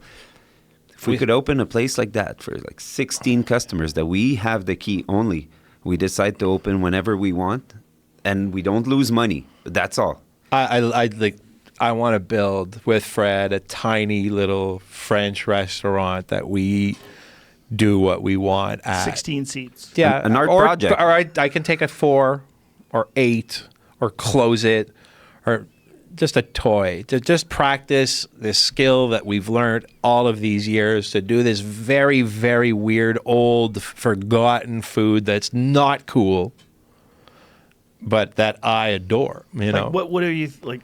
What is in the back of your head that you don't bring to Joe Beef? Oh, you know, one that everybody would know, but to do a proper lamb Wellington served for 2 people and a little trolley, to still bring out the 12 cheeses on the little trolley, to have a trolley just of digestif, you know, crepes, after dinner Suzette. alcohol, to do crepes tableside, to do a duck Flambé. for 2 with orange sauce, tableside for 2. You saw with Tony, we went to the Flambé place in Quebec City in the first show, in the first Parts Unknown. And it was wonderful, like little langouste, flambé, and like there were skills. Like we want to be able to like, this morning we'll do tartare and it'll be mixed table side and that's it, or Dover soles. To or really practice hospitality at the level that it used to be back in the day, to bring out the very old porcelain, very beautiful silver, not ostentatious way, just almost in like a kitschy, romantic kind of nostalgic sense. What, you know, to build a restaurant from the 20s, you know, do that food. Handwritten menu, flowers on it, you know, like. Yeah, the appreciation that you guys have for it is very contagious. It really is. Dining is great. Like, you know, candlelit dining, you know, it's, you know, heavy velvet, woodwork, silver trays, copper. There's a Hemingway-esque, who's the other big guy? What's Orson Welles. Do you ever see those Orson Welles interviews at the Hotel Pierre in Paris? Those are just brilliant. Like, you want to just eat yourself to death at Hotel Pierre. And That's kind of what he did, though. Yeah, exactly. It's the only way we could build a time travel machine, right? Like, you read about it, it's fun. And you go to a museum when they see you see like silverware from sunken ship. Yeah, it's nice, but we'll never travel back in time, nor do I want to get polio, you know? There's great benefits to living now and then, now and here, you know? The art of it. Yeah, and the beauty of it is like we've grown up watching like This Old House, Victory Garden, all those shows on PBS, right? We're huge fans. And the beauty of this is we can build a restaurant like that with our hands. So we it's just a matter of, is it this year, is it next year, you know? Well, yeah, we're doing it now, by the way. Yeah. Are you? Yeah, I bought a farm, and he's gonna read. I bought a farm. I bought Fred a farm for me. That's what the gag is. Yeah. Where are you guys going to do it? I think down in Saint Armand there. I bought a little farm right on the Vermont border, but there's a summer kitchen part that has beautiful brick wood burning oven situation and big window, an old factory wrought iron window. The room is just begging to have like 3 tables of 4 or 3 tables of 4 and a little stove and a zinc bar. And I don't know, he's been cracking out. He's talking about going down there in January and starting to build it. This is the polar opposite of the theme restaurant in Vegas. TGIF. Yeah. Well, not just that, but like the celebrity chef, as you're going down the escalator at the airport, there's a giant billboard of this latest chef. Did you ever hear this story about the Fertitta brothers? Well, no. So they called Fred one day and they said, we're coming to Montreal. We'd love to meet you guys. And we're like, yeah, okay. What's going on? You know, we're not open for lunch. What year was this? That's just Last year. Last year. After they sold, I think they bought the palms. They had all that cash, just burning a hole in their pocket. They're great guys, man. I love those guys. It's Best. Okay, so wonderful. They get a hold of you. So they get a hold, fly into privately to the airport, Montreal. 3 Escalades roll into Joe Beef at noon on a Tuesday. All the boys get out, plus help, and the crew that surrounds them. Assassins. We make a table at 10.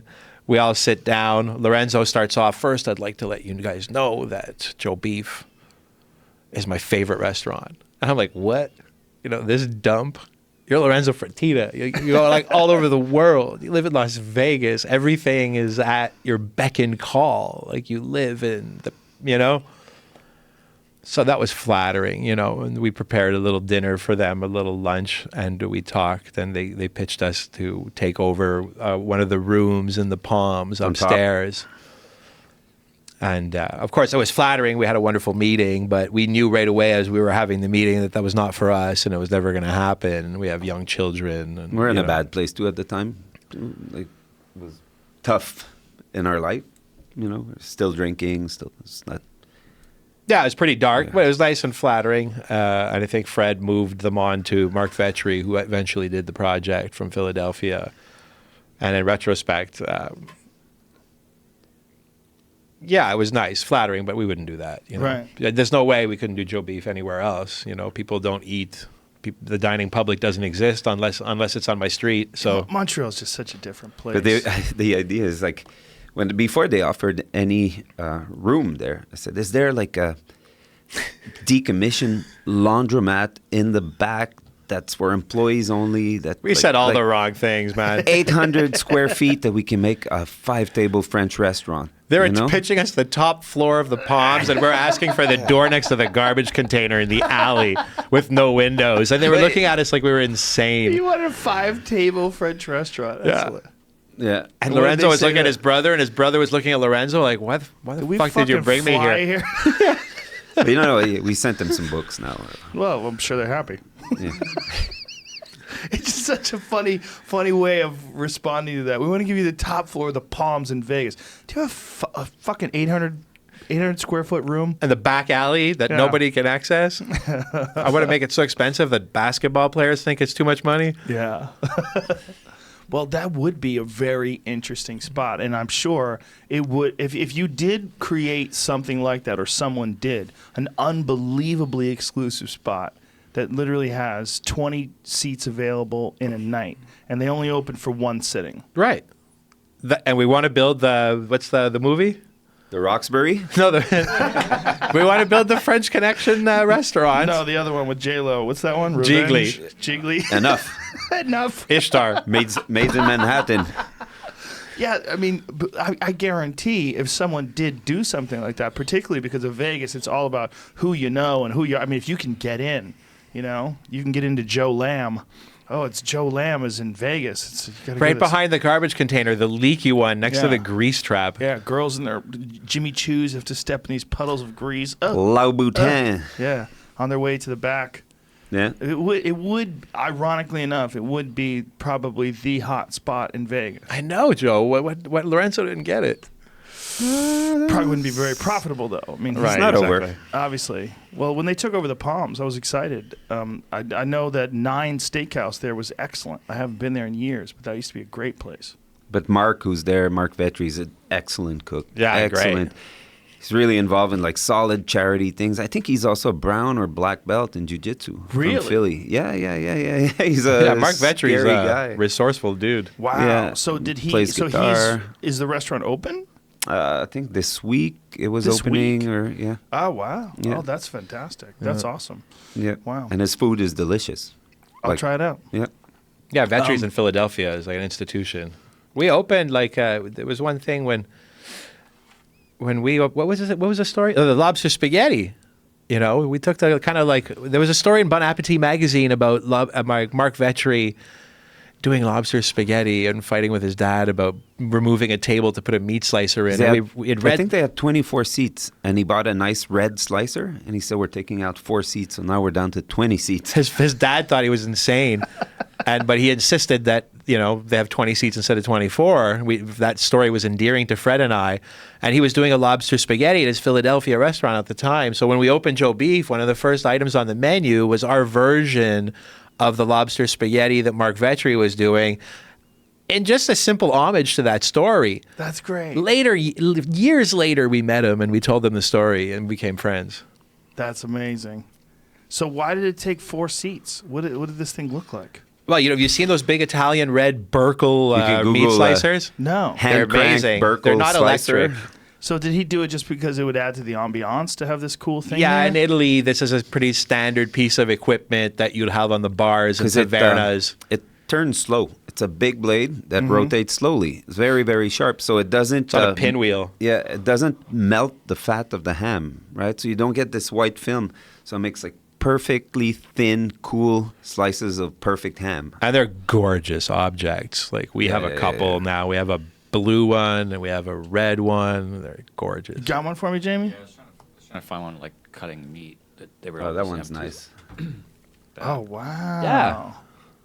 Oh, I saw one of these in Italy. Yeah, sure. They're all over the place. Yeah. When I was in Italy, I saw one of these. They were making sandwiches with it. Yeah.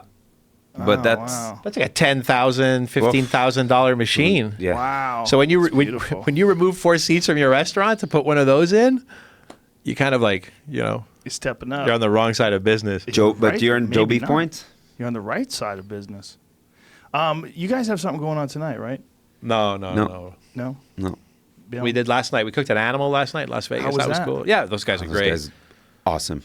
And the been people there? were... I've never been. Yeah, Hearing John and Vinny's, amazing man. Things. Yeah, they're good boys. They have John and Vinny's across the street. Animal is a restaurant that kind of opened around the same time Joe Beef. We were friends back then. They came up to Montreal a bunch of times. I brought them to all like the weird. We're all kindred spirits. It's like the same... Yeah, same thing. Bourdain They crew of practice the misfits. restaurant business like we practice the restaurant business. The restaurant's so similar to ours in weird ways. And their relationship, John and Vinny, is like very Dave and Fred. It's strange. Like it's a So L.A. you Joe guys, Beef. You have these sort of connections with these fellow like-minded chefs. All the pirates on Captain Tony's pirate ship, man. Yeah. Yeah, well, he was the one who introduced me to you guys. Yeah. He told me about you guys. Listen, Joe Beef, Surviving the Apocalypse. Is it out now? Could people Yes, buy sir. it now? Yeah. In a week. 24th. 24th. So November. I have it already, you fucks. Sorry. But you're going to have to wait. But please, go out, go buy it, support. And if you're in Montreal, go visit my best restaurant, Joe Beef. You guys are the shit. Thank you, Joe. Thank Appreciate you you so guys Thank you very much. Very, very much. Thank you.